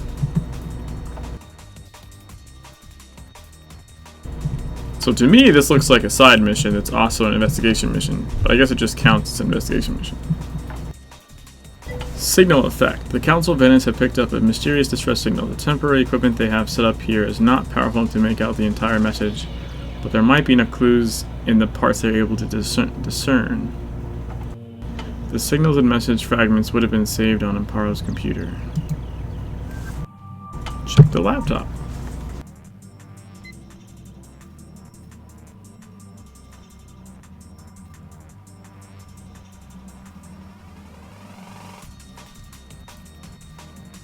Signal Effect is both an investigation and a side mission. If you complete it, it counts as a side mission towards dailies.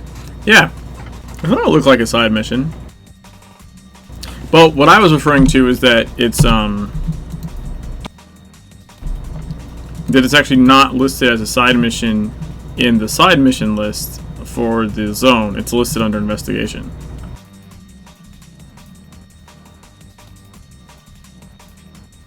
Let's look at the log entries. Files not synced. Connection to mainframe failing. Arrived in Egypt. Everything is fine so far. Scratch that. We've run into hostiles. I've set up a perimeter with council-approved runic defenses. Let's see those bastards get through these. Okay, they got through. We're keeping vigil over this particular little corner of hell right now. Requested backup from Venice. No answer. Typical bureaucratic procedure. We need help, and soon. We've enlisted the help of some local talent and some non-local as well. I sent them to investigate the strange occurrences near the volcanic cracks north of town. Haven't gotten a report back yet, but I have faith. We picked up a strange signal. It seems to be sending on our frequencies, but atmospheric disturbances or something else is partially jamming the signal. Venha suggested we look into ways of amplifying the signal to trace it, but there's no way we can spare the manpower keeping our little encampment safe. According to our data, the signal was routed through a satellite located at azimuth 12.4 and elevation 31.7.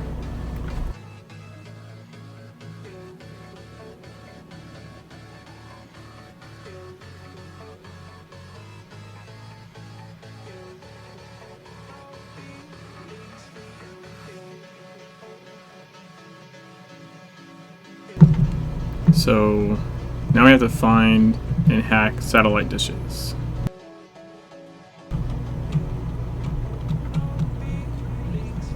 So I think the mod is actually showing those. Is the mod showing those things, or is that just the side mission? I don't remember now. I do know there's one up here.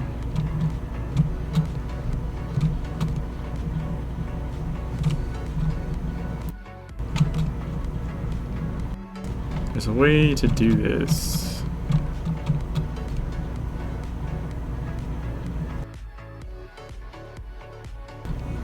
Damn it, I fell down.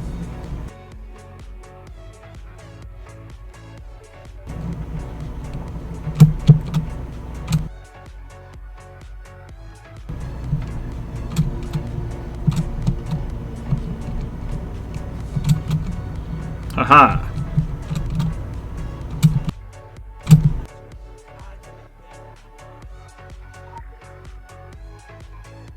Sucker! Oh, a question. The vendors under the tree in Agartha, there is a token that I don't have that looks like a cog token. How do you get those tokens to buy things from the vendor? Oh, the third age fragments, I'm assuming is what you mean. These guys. So third age fragments come from the caches. So like, if you do this with a cache, you notice the very bottom thing is bag of third age fragments. So every cache you open gives you some kind of amount of third age fragments. The green that you're like guaranteed is 8 to 12, but you can also get like purple third age fragments, which is like just, I don't know, 20 or something. So every cache you were to open will give you third age fragments. Just depends how many it's going to give you.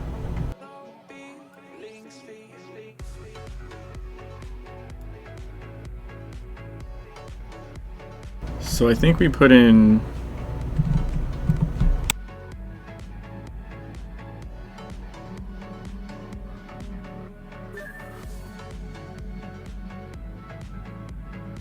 I have no idea what that's supposed to mean, but okay.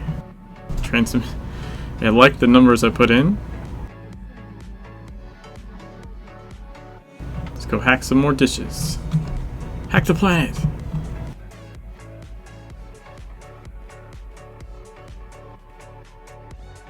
It's been a while since I've done this one. Pretty sure this will help though.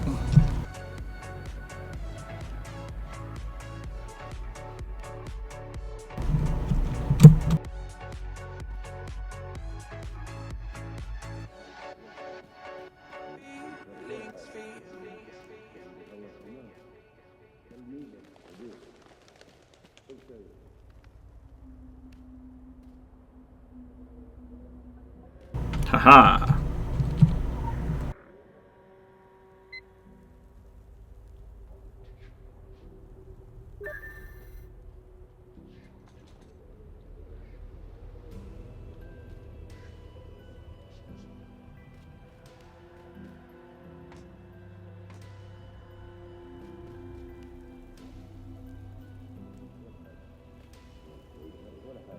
Where is that other dish again? Oh, there it is. I see it. I see it.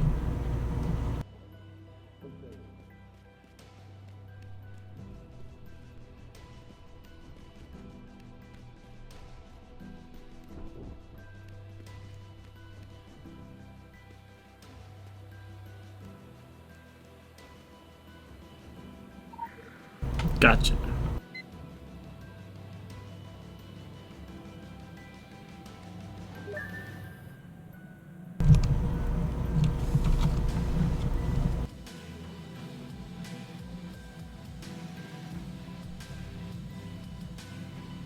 Have one left.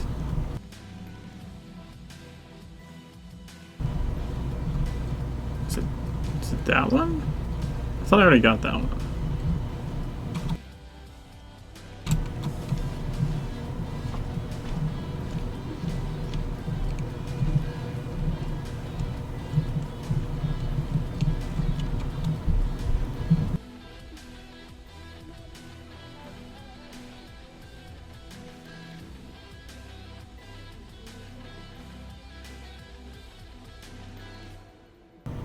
see one over there.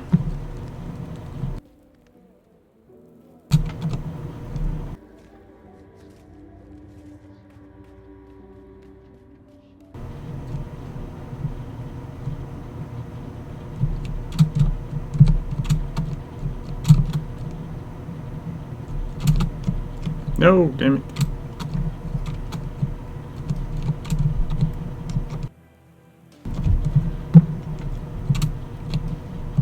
Haha!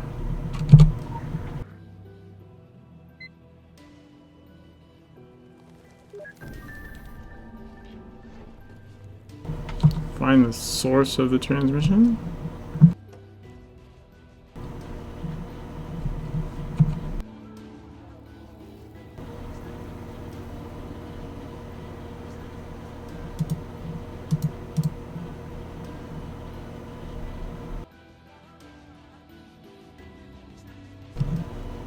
Maybe there are clues in the message. What the hell are you talking about?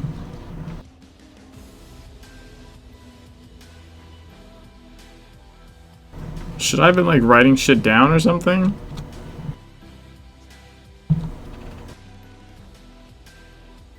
Here's the thing. I know where you're supposed to go, because I've done this mission before.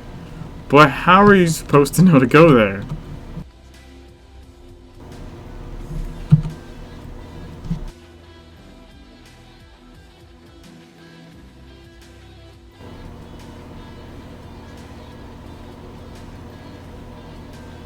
That's the part I don't get.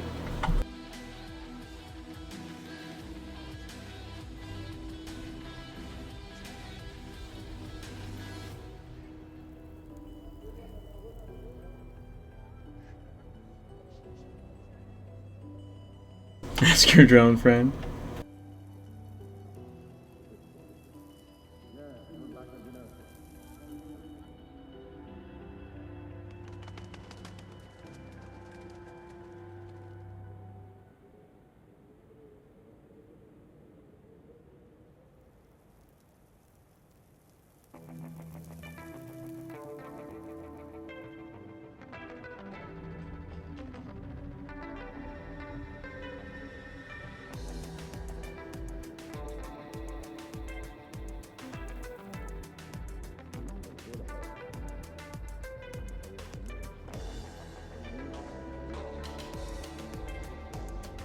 The old guide doesn't actually tell you how to solve it. It just tells you where to go. It doesn't even give a hint as to like how it's solvable. It just is like, yeah, I'm gonna save you some time, go here. See if the new guide's any better. Nope. The new guide is the same thing, it's just like, yeah, go here. It doesn't explain why.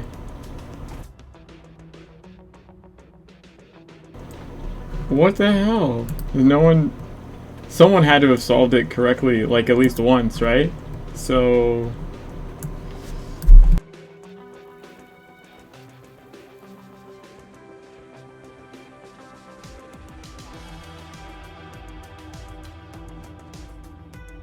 I'm gonna check.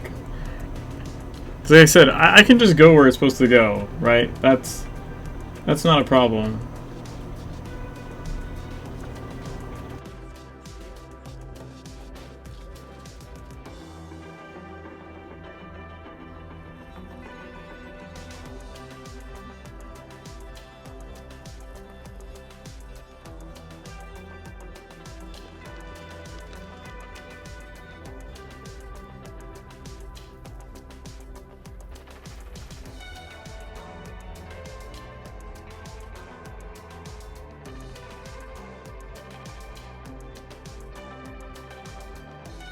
Okay, so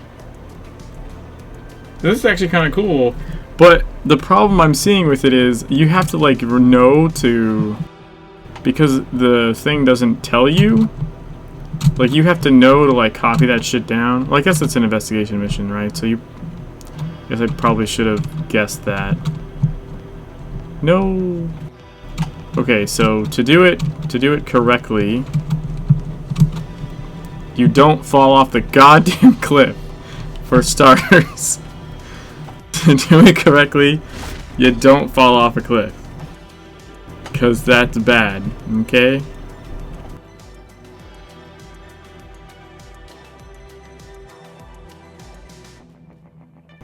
Kind of disappointed that the TSW DVD site does not have. I go find the old site to find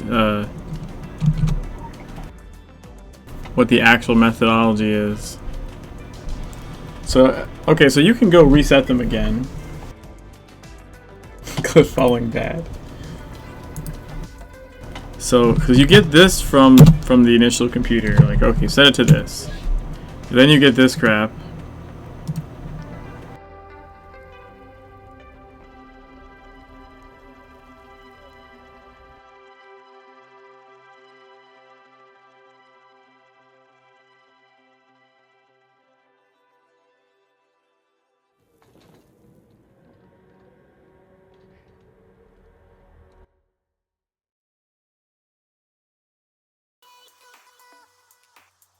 I don't actually remember which dish this was. so, oh my god, there was a next button?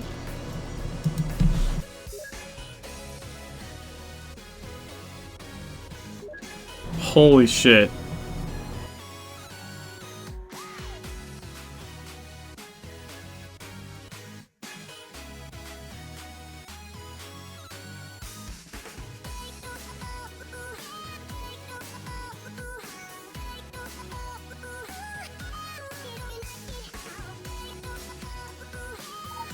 Does it tell you which one is which?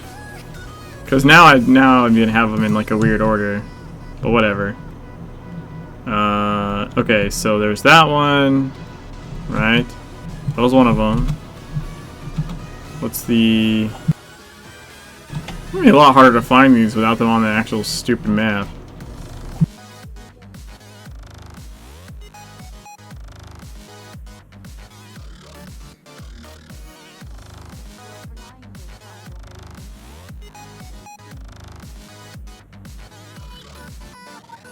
No! Oh, that was sad.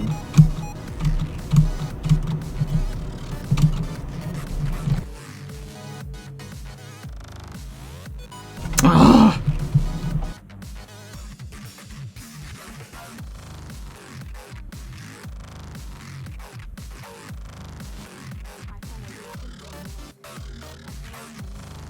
There we go.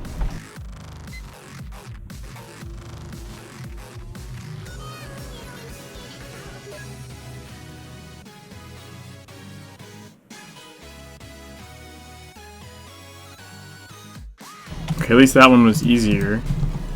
Or like just less text to copy.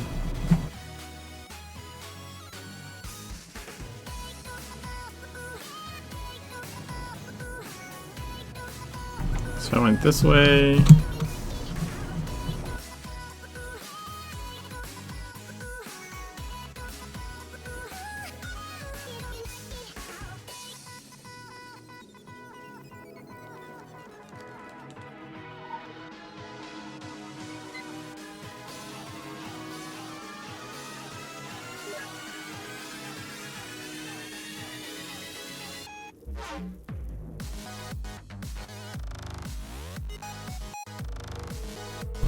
This is how you're supposed to solve this shit. Like, what the F?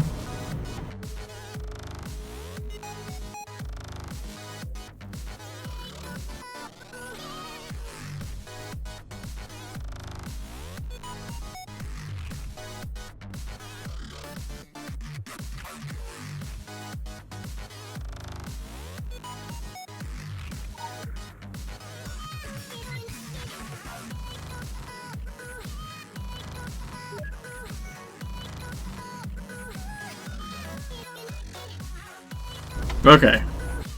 So according to what I looked up, you obviously want to translate it, right? And so there's a translator tool we can look at.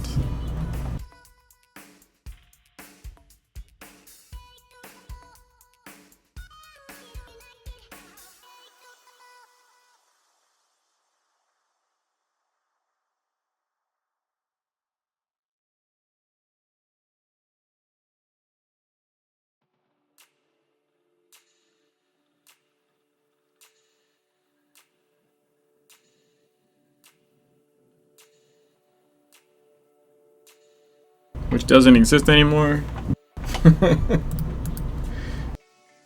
Son of a bitch.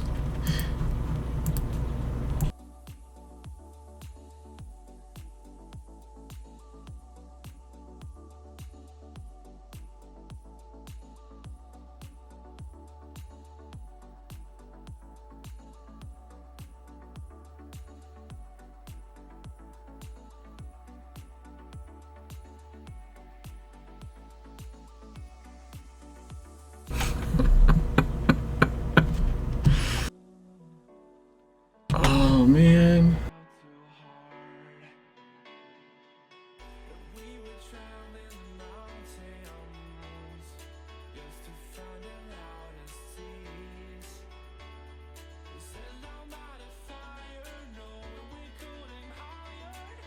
So that guide with the translator like isn't helpful because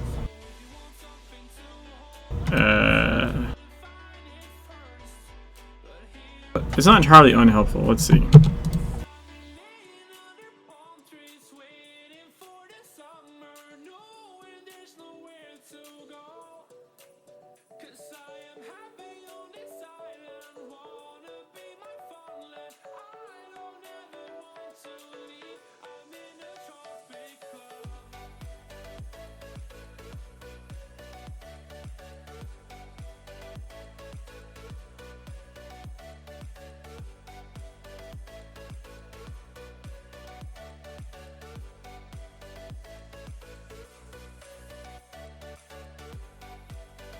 Yeah, that's not right at all, though.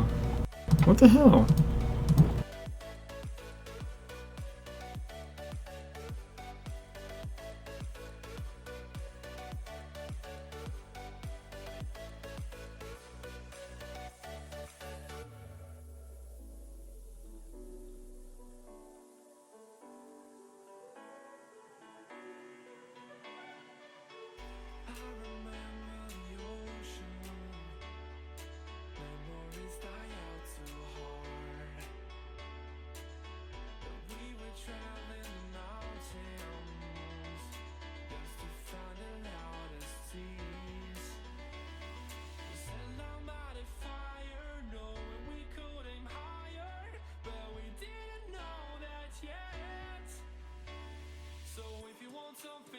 What the F?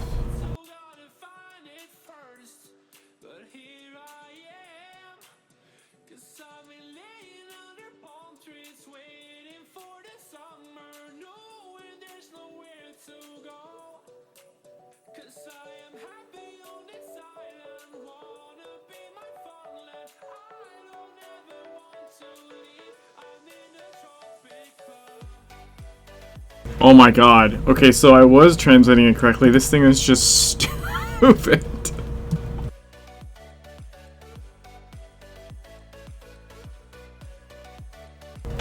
So, okay. I think I can let me have OBS capture the. So you take the binary and you put it in there and you get this crap, which I thought was just it failing, but no, that's on purpose. That's okay. So the letters you can see in there,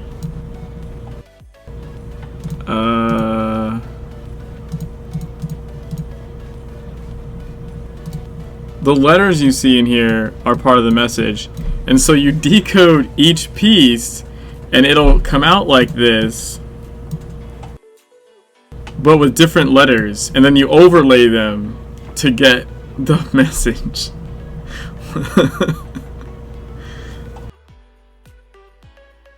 So I think one of them I'm pretty sure is hex.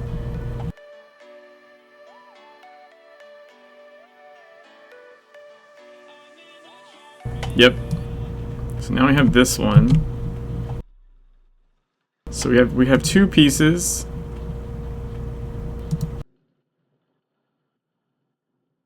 So basically anything that's not a letter is going to be replaced by the other shit.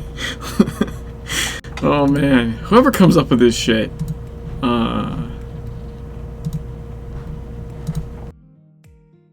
Okay, so we did the binary, and we did the hex, right? So what's the other two?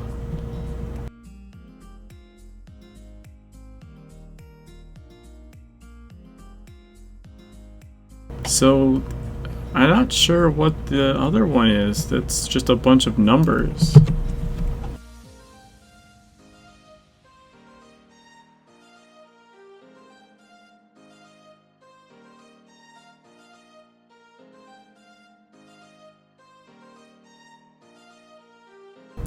So, hold on, I gotta look for...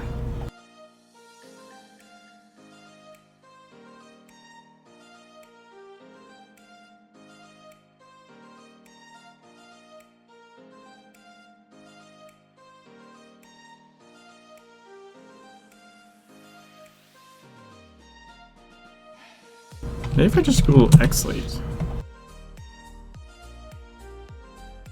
Oh, he's got his own thing now. Okay. So cool. The URL was wrong, but the guy's site exists. This is what the guy was saying to use.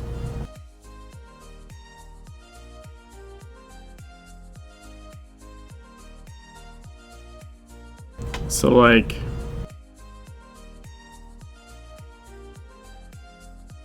see, it doesn't work. So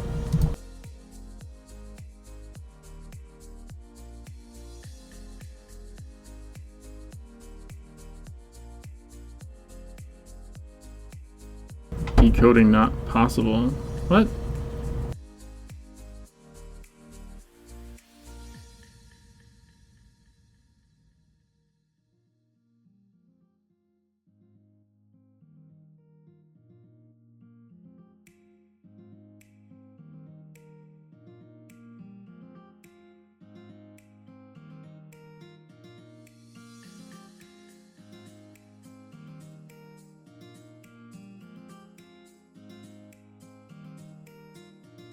How is that useful? I want text to show up somewhere. Just give me text. It just okay, so it's just not possible.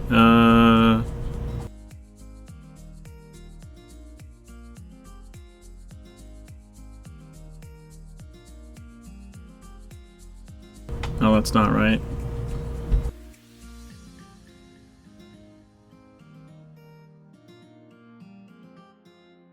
There we go.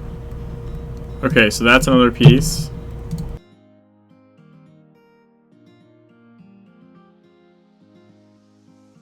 That was the number. So now we just have what looks like a salt hash or something.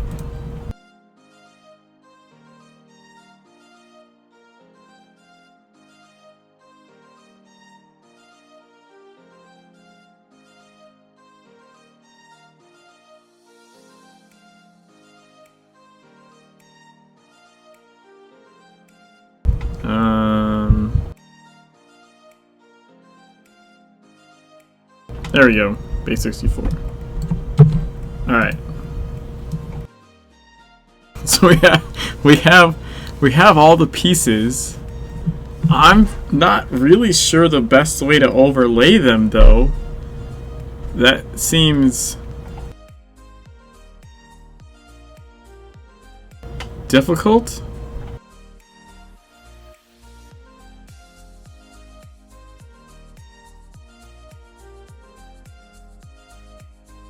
So let's see. So you guys can see what I'm doing.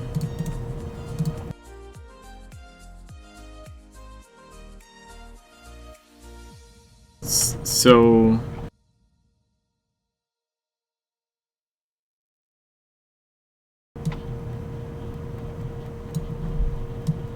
these are the 4 parts of the message. And then if you take out the crap,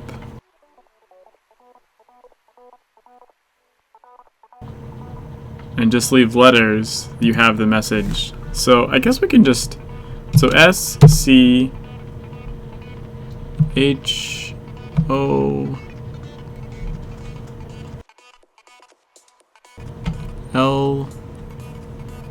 ARS. Scholars.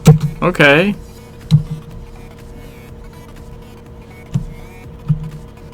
Can you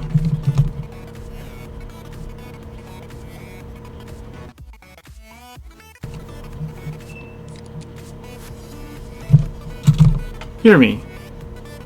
Question mark.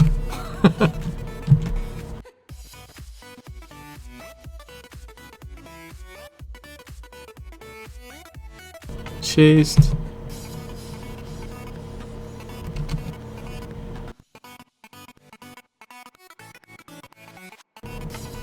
for 6 days and 7. I can almost start reading this. That's fucking scary. Like, I'm just scanning up and down and I'm almost able to read it. Cross the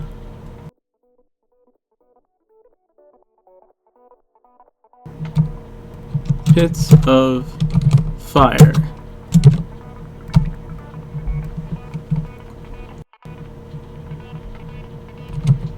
$44 beasts. Crave what I carry.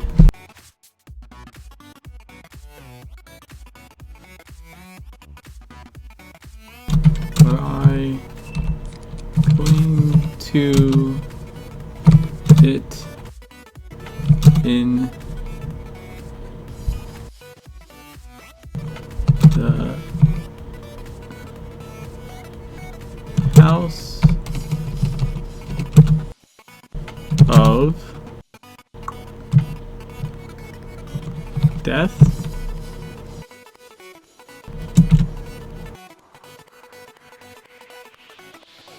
Heed my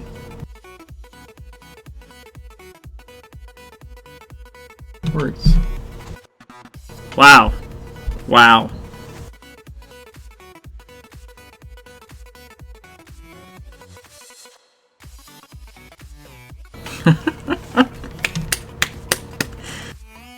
Oh man. That was actually rather entertaining.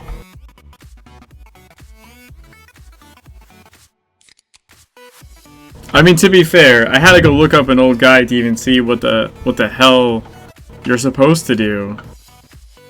But you know, once pointed in the right direction, that's kind of cool. I mean, I recognize some of the decoding stuff. This page is really handy though, because you could just drop it in whatever thing and just keep decoding until something pops up. What threw me the first time is I saw this crap and thought, oh, I did something wrong. But no, this is correct. You just have to overlay. Oh, I mistyped there. It's a cross. Just hit an I instead. It was weird as I started typing it though. I started to be able to actually follow.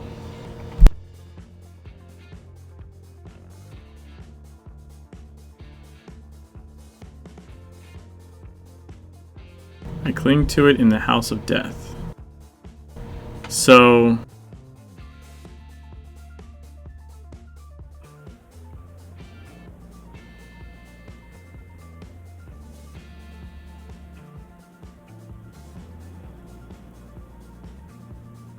pretty sure it's like it's up here somewhere.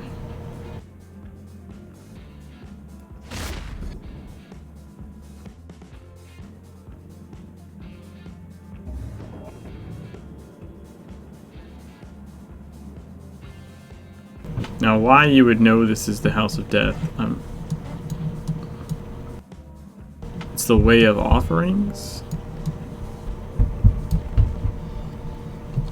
I guess?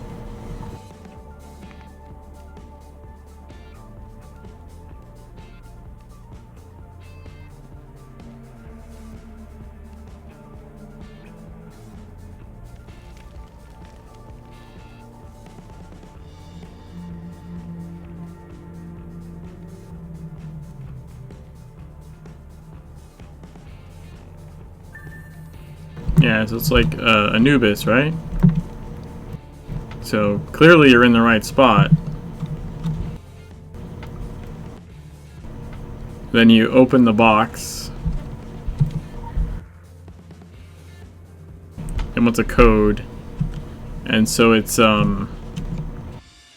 he was chased for 6 days and 7 nights. 44 beasts crave what I carry. So 6 days, 7 nights, 44 beasts.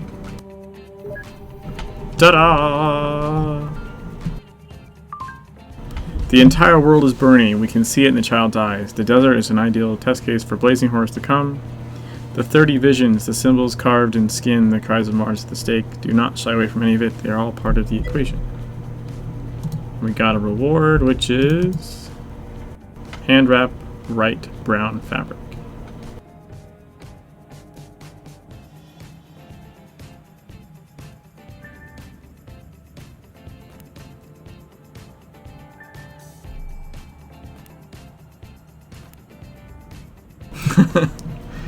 I don't know. No, I thoroughly, like, for one, like, I knew where the spot was anyways, and I had to go look up how to actually even attempt to solve it, but it was still fun. Like, I'm one of those people that enjoys solving things even backwards. Like, I don't know, like Jeopardy status. Give me the answer, figure out the question. So it's not quite the same as if, like, you had no knowledge whatsoever and had to, like, you know, persevere through that completely on your own. But I still find it fun to, like, you know, see how it's supposed to be done. The code was crazy. Code was crazy. At first I didn't realize that you were supposed to, like, be copying that down from the terminal. That's why I had to go back to all the terminals and copy it down.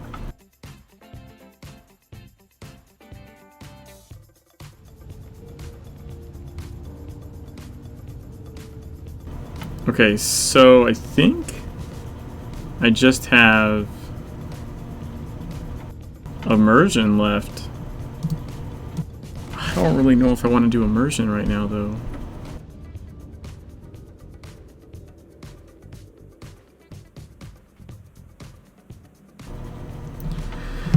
It'd be another investigation mission. And it's a text game. It's a long text game. It's and I kind of want to do it correctly. There's also a cool glitch at the end of it. But I've done it with guides before. Like, I know what's involved in the quest.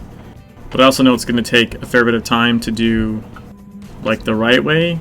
So I probably don't have enough time to really do that correctly. So since we have to come back into this map to finish other sides and crap anyways, how about we just go into the next map? We'll grab that side mission that's right here, because this takes you into the next map as well. And we'll at least open up the next map. And I'll come back to do immersion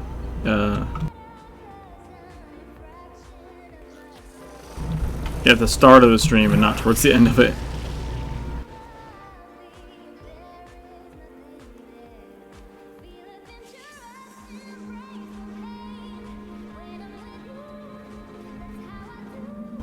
I don't know if I ever noticed before that that's like a... It's like a skull pyramid with, like, Cthulhu tentacles coming out of the mouth. I'm not sure I can honestly say I noticed that before. I think I just assumed it was like a... Not a pyramid, like a sphinx, sorry. But it's like a skull sphinx with Cthulhu shit.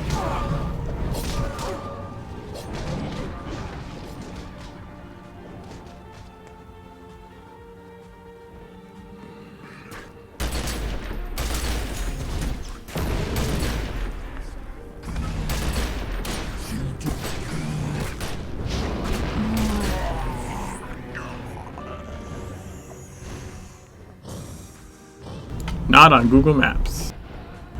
Mario warrior lies dead outside the gates of this temple. Perhaps he was not alone. The dead warrior would have been either on his way in or out of the temple. Retrace his steps. So like this will take you north, and so does the main mission that I'm on. So, or not the main mission, but the story mission. Someone else is already completing the ritual to unlock the door. Or no, they're on the earlier part of the quest, maybe? Yeah, they've got the assassin. Ha! Cool, I get to see that. Oh, they have the Revenant guys. That means they 100%ed Kingsmith at least. Nice! That's the Fist Elite that he's using.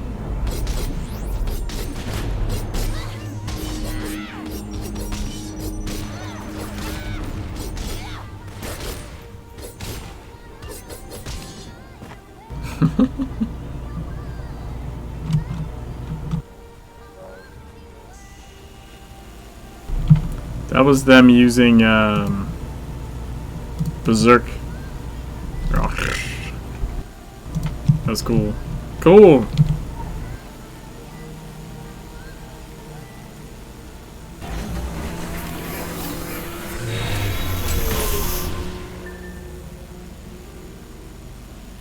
Enter the city of the sun god. Da da da.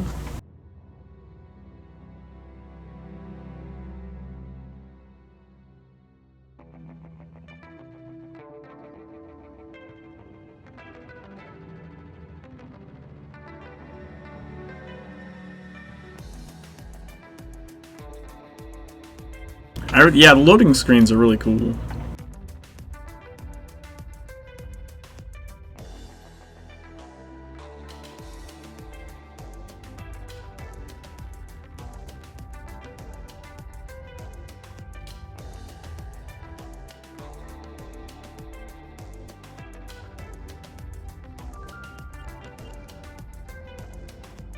Discovered the breach.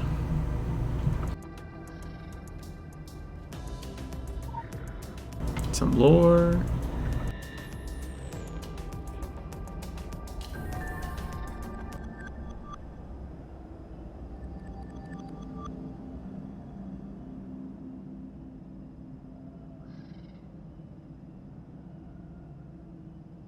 They're beautiful, aren't they?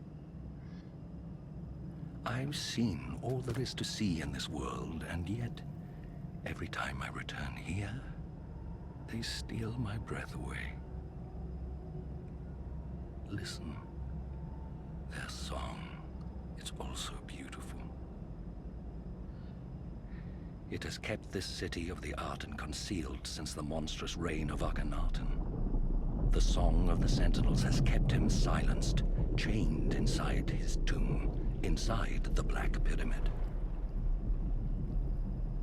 It was naive of me to think it would be enough, that it would last forever. The disciples of the Arten have returned, as you well know. Akhenaten stirs in his sarcophagus. The Arten himself is awakening. This is why I have returned.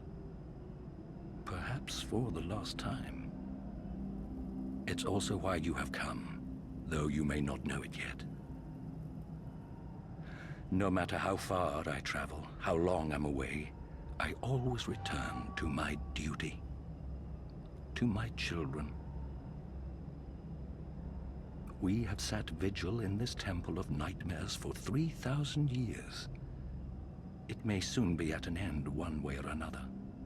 The vigil is over, and we fight. It's no longer enough to conceal this place. It must be destroyed. Each of their aspects, each of their spirits and the gods they represent will be needed, and you must help us unite them all. Only then can the Black Pharaoh be defeated. Only then can we prevent the return of the Arten itself. And only then may my children finally be free of this place, of this world.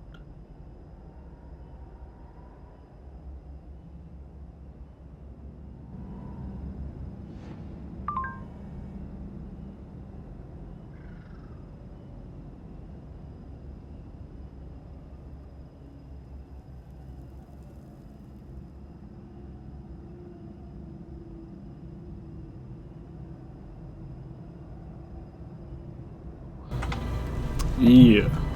I love this stuff too. The story behind him and the children is pretty crazy.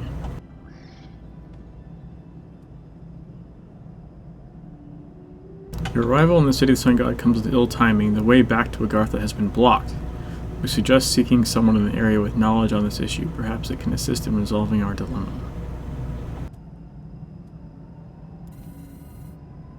Huh. Hello. The side mission, though, we should complete is over here.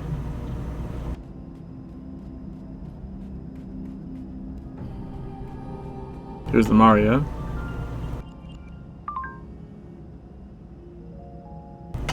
Black sun, red sand. If this fabled city is all it's cracked up to be, we need to be there. Our theoreticians are chomping at the bit to model this system. There are so many unknowns, so much potential for chaos to reign supreme. To control it, however, we also have to control the flow of contraband artifacts being transported out of the hidden city. If the Oxford University scholars are correct, it's a potential gold mine, but we can't have gold diggers with no concept of how magic functions selling these things to the highest bidders. We'll be dealing with a hurricane-force storm. Find the source of the storm and still it. We need to find a way to control this system before we take any further steps.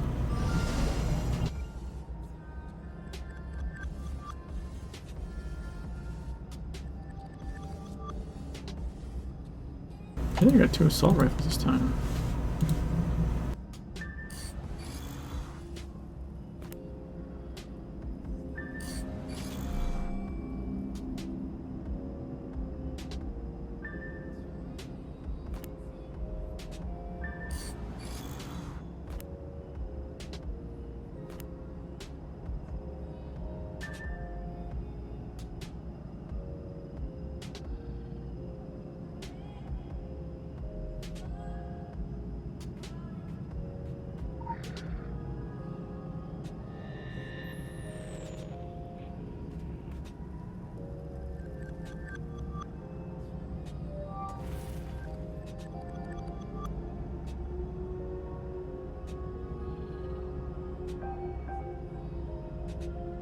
Hey, I got the hit rating. Plus 50 hit rating.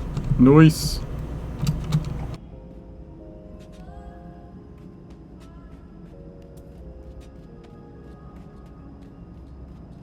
Welcome. To complete the mission, a city born in blood. The city of the Sun God was supposed to remain buried forever, kept hidden from the world by... I don't know how to say his name. So I'm sure that P is probably like silent or something. Tamos and his children, the Sentinels. As cultists, demons, and ghouls rip through the valley, Tamos fears that they will not be able to contain the evil and that it will spread beyond the valley, beyond Egypt.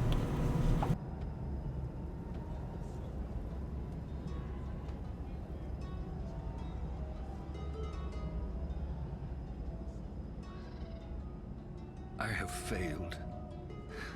I have failed them, and I have failed you. This terrible city was supposed to remain hidden for all time. But perhaps it was inevitable. Secrets cannot be kept forever.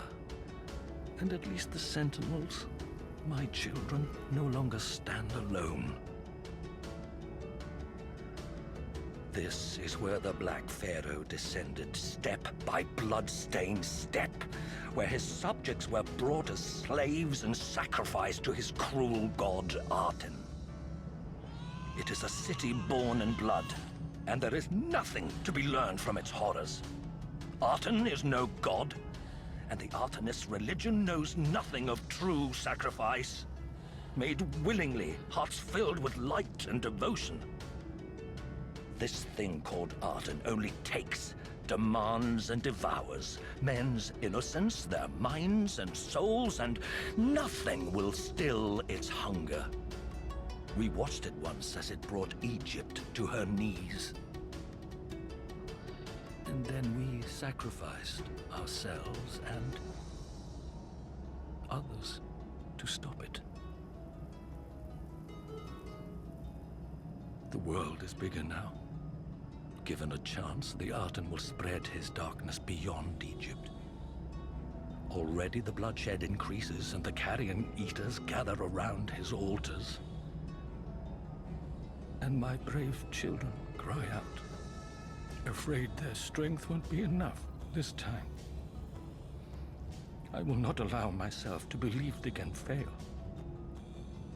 Because, should they fail, then the next sacrifice of blood will be our future and yours.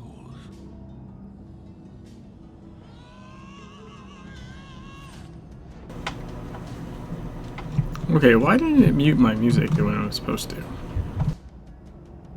Although it wasn't bad music, honestly, behind that cinematic, but...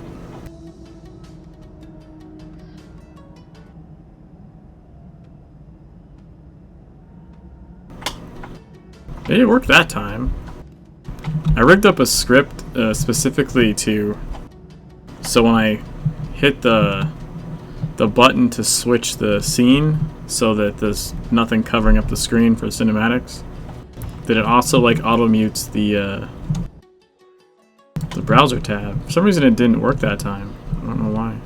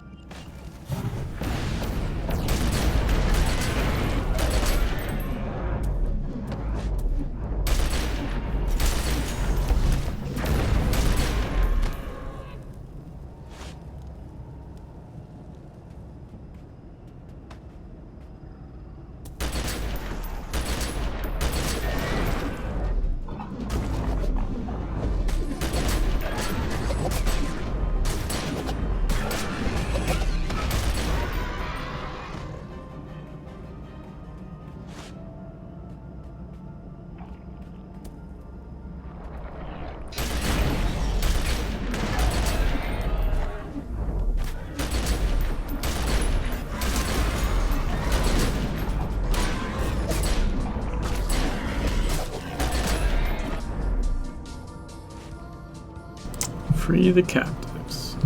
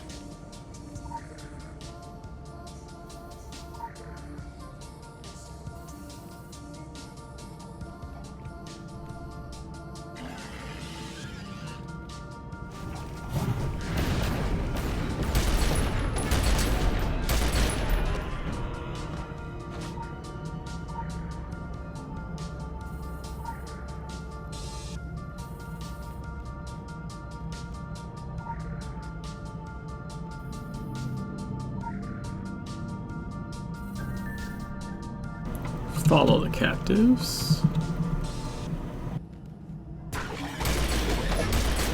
Rhododendron!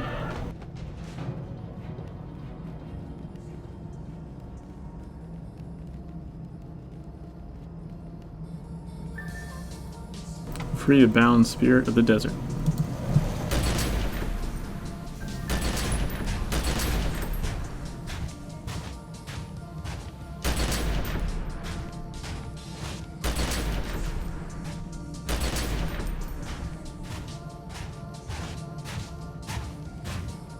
See how far away I can free these from.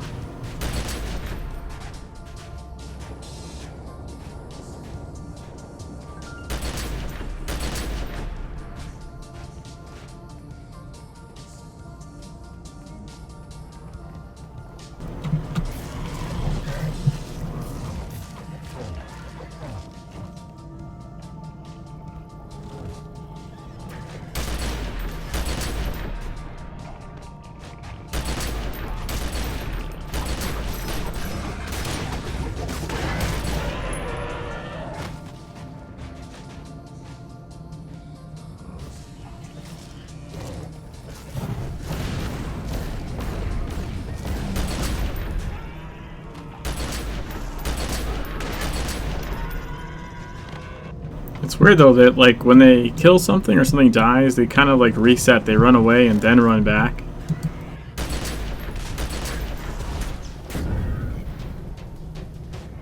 Like, but then they'll charge forward again and like go find something else to another ghoul to fight.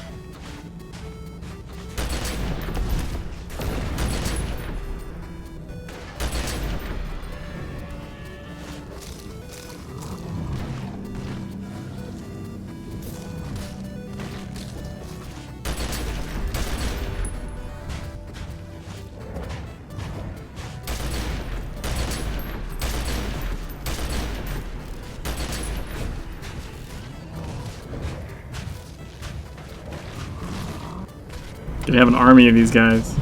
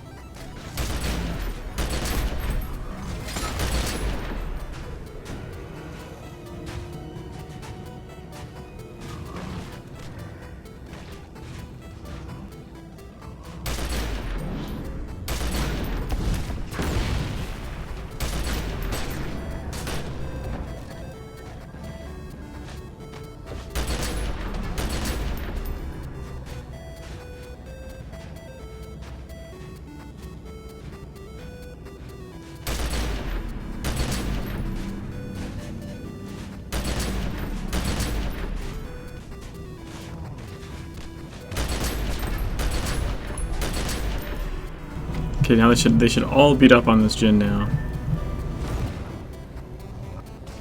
Come on, guys, get in the fight. Get in the fight.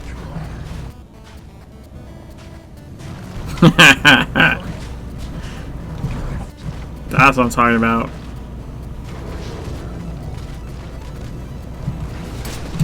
You have to tag him like at least once though, or I think the quest doesn't complete.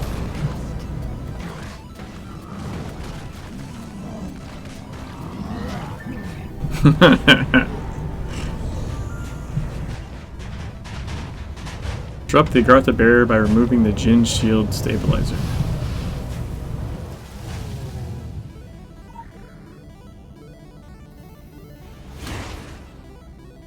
You want to reach the Agartha pole. The importance of family should never supersede that of the community, and one should never lose sight of the big picture. Thomas is having a crisis of confidence, afraid that everything is falling apart. He is wondering if he made the right choices. It is understandable but irrelevant. Everything changes, everything ends. That is the way of things, and his secret city is no exception. It used to be hidden from the world, now it's not. That's our cue. You were right to even out the odds in the conflict. Until we know more about the secrets hidden there and how to use them, we should do all we can to maintain the present situation.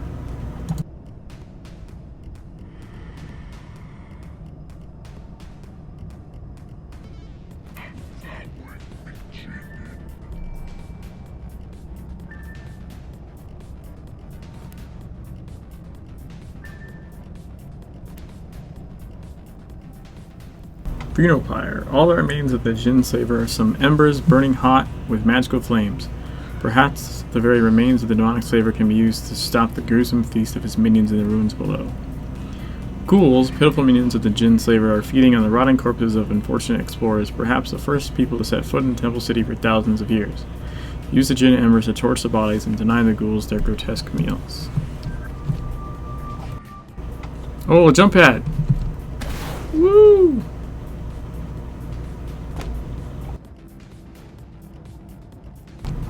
I probably should have torched more people before coming this way, but whatever. I wanted to hit the jump pad.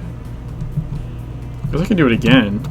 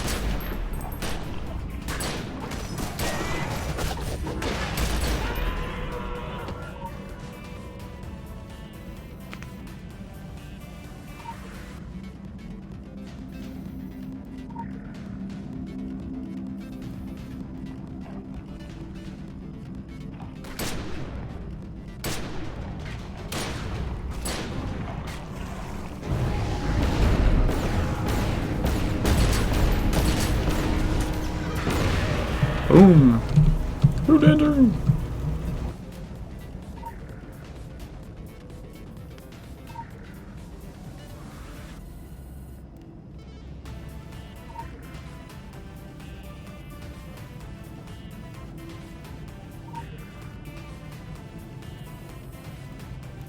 Alright, there should also be one over here.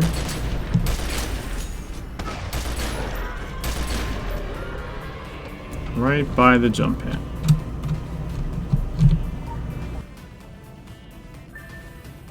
Burn the ghoul's corpse reservoir. Or reserves, not reservoir. Corpse reservoir would probably be kind of extra weird.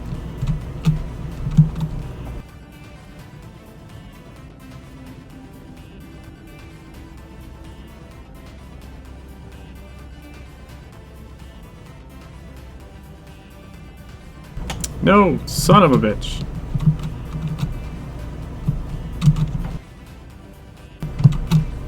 Whew.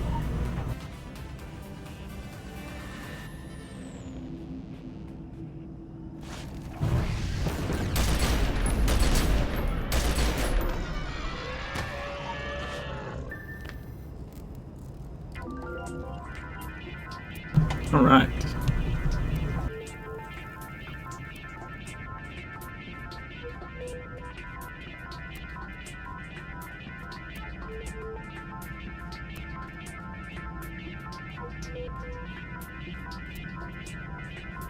Reach the Agartha portal.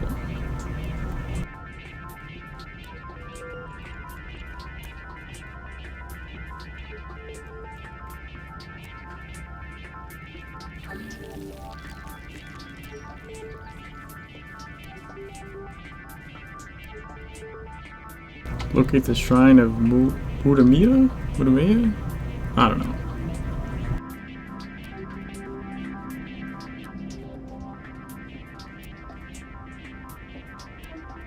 Why can't I target him?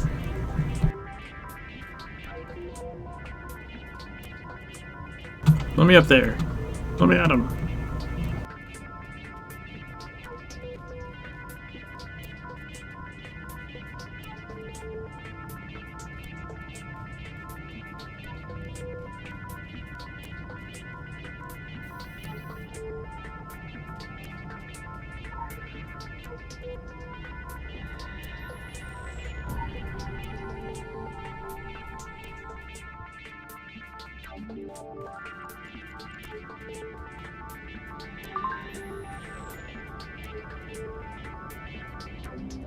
Finally! I was waiting for this. Okay, so... have a crit power there. Actually, shit, I should have just bought an intricate crit power. What was I thinking?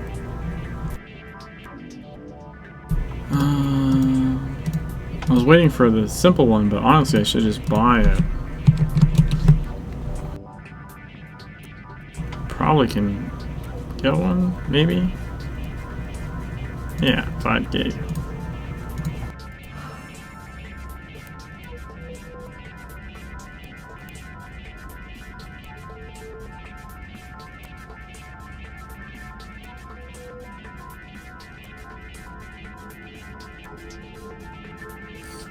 Boom.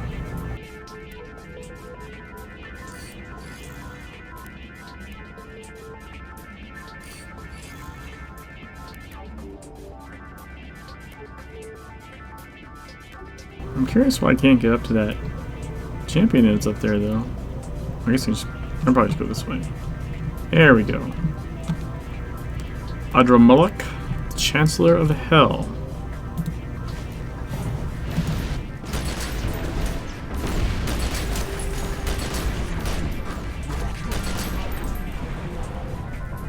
Boom.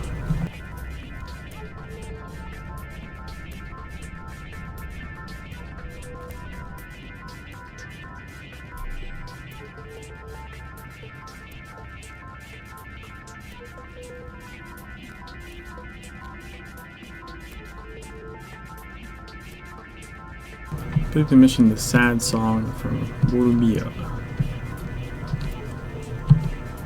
Sad song. Maria is longing for an end to her eternal plight has weakened her defense of the temple city. Darkness is on the rise in the primordial catacombs, surging with each swell of Maria's doubt.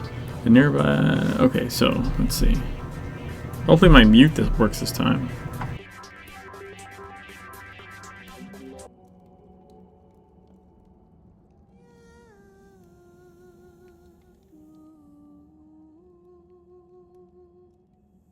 Mine is the sad song. I guess it always was. You are all my father said you would be, and yet nothing like I imagined. It's hard to base a perception on a word, and it's wrong to chain someone to one place for all eternity. I see you here now, and it fills me with relief and horror, joy and sadness. Relief that this, the longest wait, is almost over. Horror you can see all around you. The voice from the deep is drowning my song in its noise as the catacombs fill with the slaves of darkness. Joy that my personal nightmare is perhaps coming to an end. You're not leaving me, are you, big sister? I will never leave you, my love. Never. Promise? I swear on my own children, little brother. I swear on all the stars in the sky, on all the grains of sand in the desert. Okay then. And sadness for my little brother. He never knew anything but this half-life, and now even that is being stolen away from him. We are all that he has. If it weren't for him, I would just let go. I would let the deep voices in and allow them to still my song. I would rest. I would sleep. But I would miss him too much.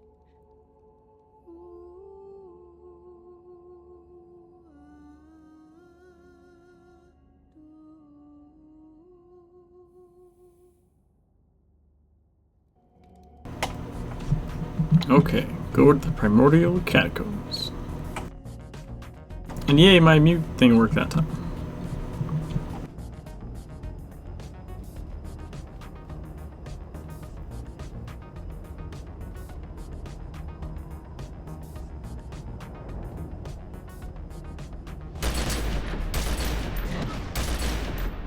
I love the range.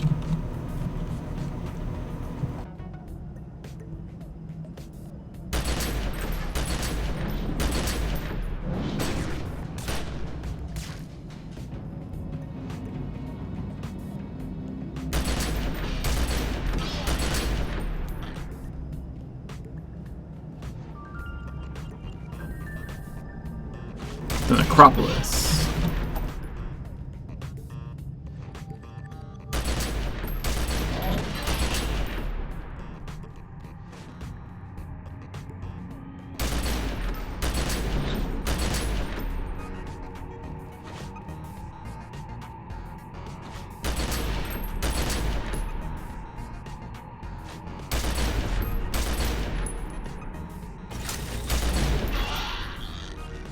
Kill 100 spirits.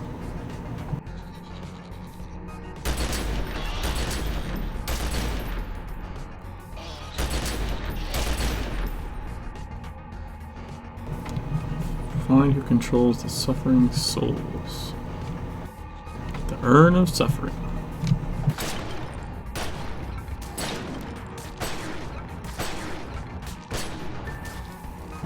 Shade of Suffering.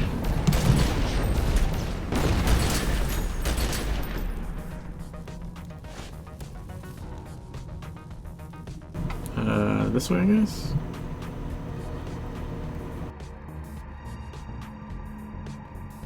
You are missing a head.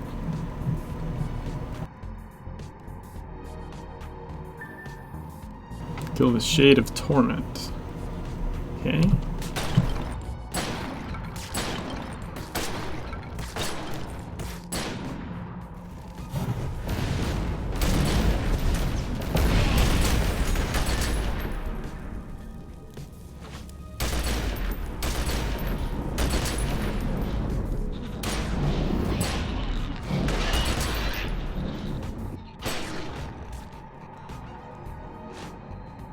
Free tortured villagers.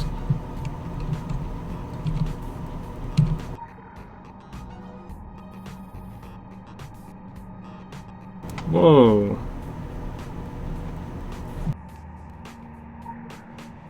Not sure I ever noticed the hanging like torso on a hook before.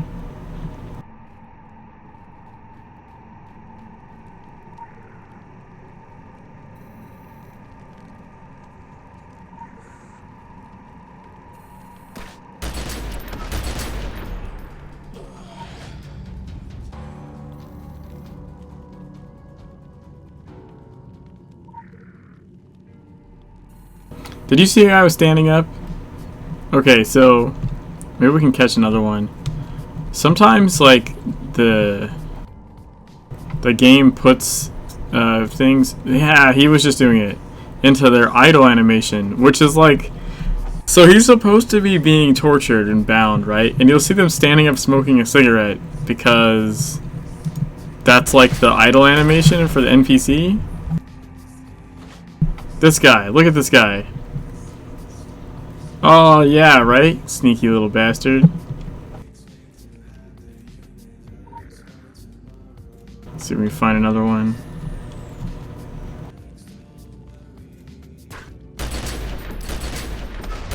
They're tricky to sneak up on, like as soon as they notice, as soon as you're in range or something. Maybe it's better if you're behind something. But all of a sudden they'll, you know, as you get close, they'll drop back into whatever position they're supposed to be in.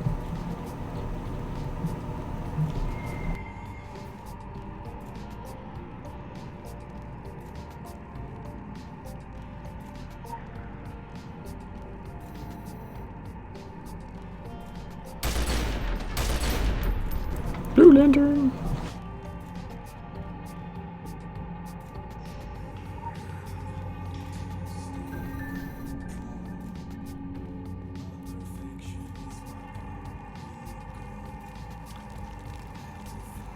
Pure Ock. What does that mean?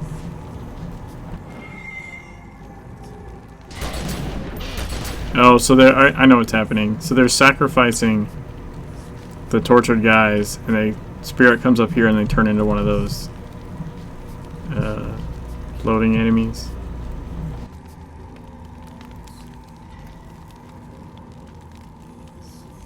Pretty crazy.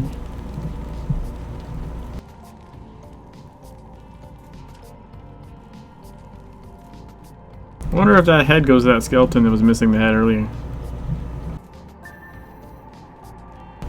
And kill the Shade of Vengeance.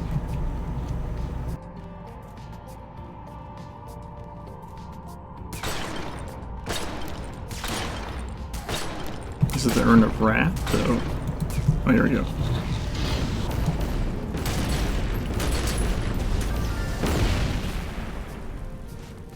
Find who controls the shades.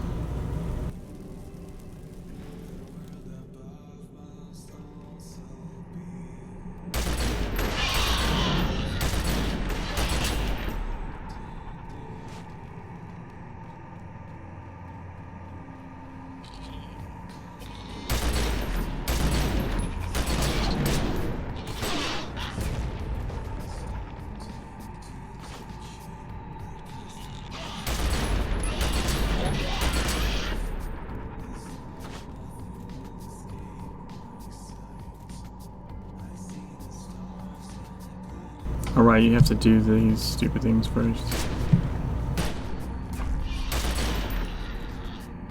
To break all these. Who's entering?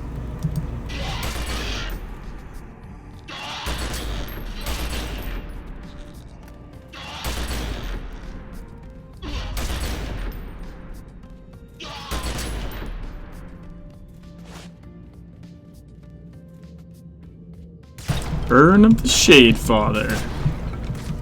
Sounds like a gangster thing.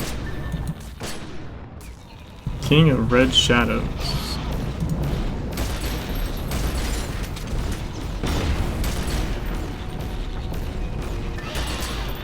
I don't know that I ever noticed this was like a accident to see the sky. Huh. There's enough suffering in the world, it is spread across all corners in just proportion, like bolts of red in a painting. This sort of forced manufacture of it is deplorable. Suffering rips the soul from its shell, it is what makes a shade. It is troubling that this process is taking place in a tomb that is supposedly well guarded by Mamma Mia through the spirit of Merciger? I don't know how to say that. Suffering is one of the great arts, but it must not be left to mere cultists to wield. Time is its true artist. Mamma Mia and one of its crowning works. Frickin' names, man. Critical empowerment results.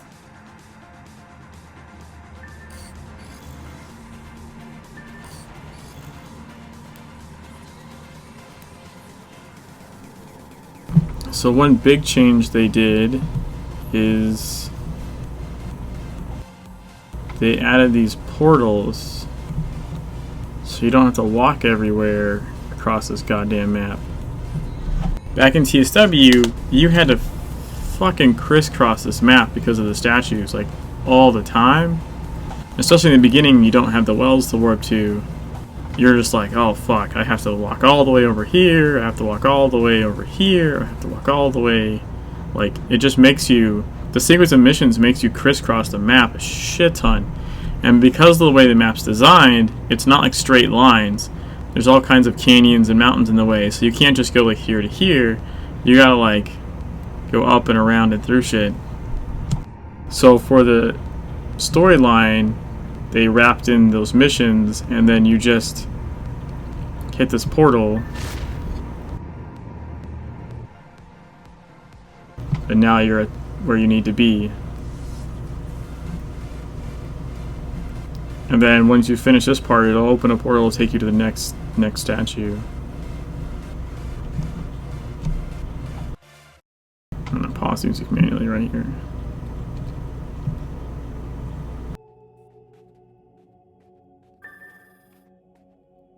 This is my daughter, Mutamoya. Mutamoya. She holds the veil that kept the city hidden from the outside. Hello, Father. She embodies the spirit of Merit Sega. Can you hear them whispering from the Merit Seger. Would not have figured that out. tombs are stirring and the dead are waking. My song is fading. The voices from beyond are getting louder. I know you are tired, my sweet, but you must channel your spirit.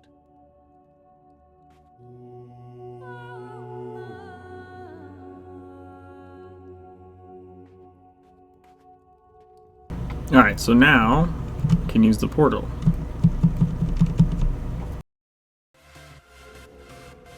So you need Tutmos or whatever. We're here, and the portal's gonna take us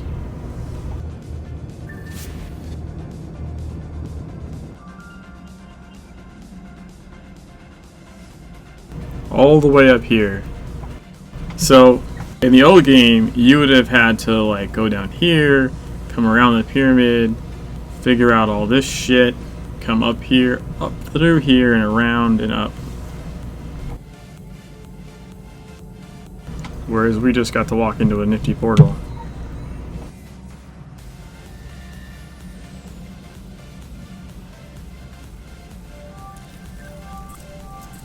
One of the best changes they made.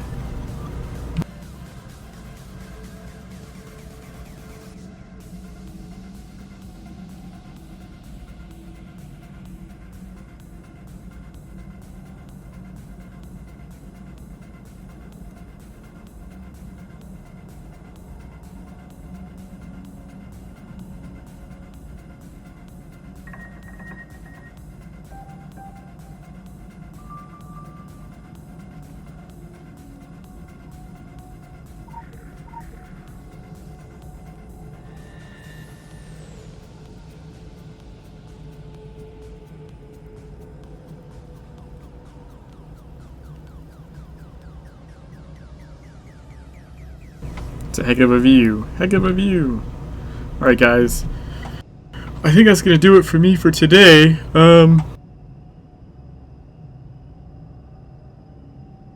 Yeah, we did a 3-hour stream this time, which is nice. I'm gonna see if there's anyone I can host. And then we'll continue this first person adventure in the desert, hopefully tomorrow.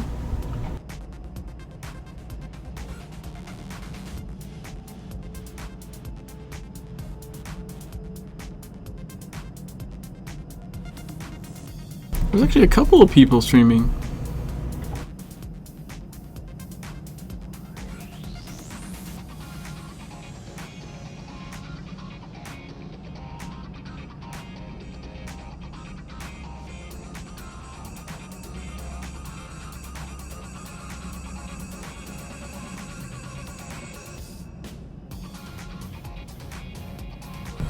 Give Jungle Girl a host.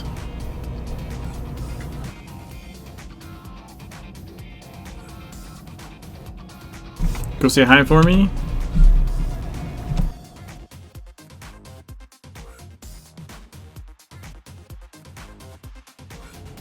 Thanks for hanging out, everybody. Appreciate it.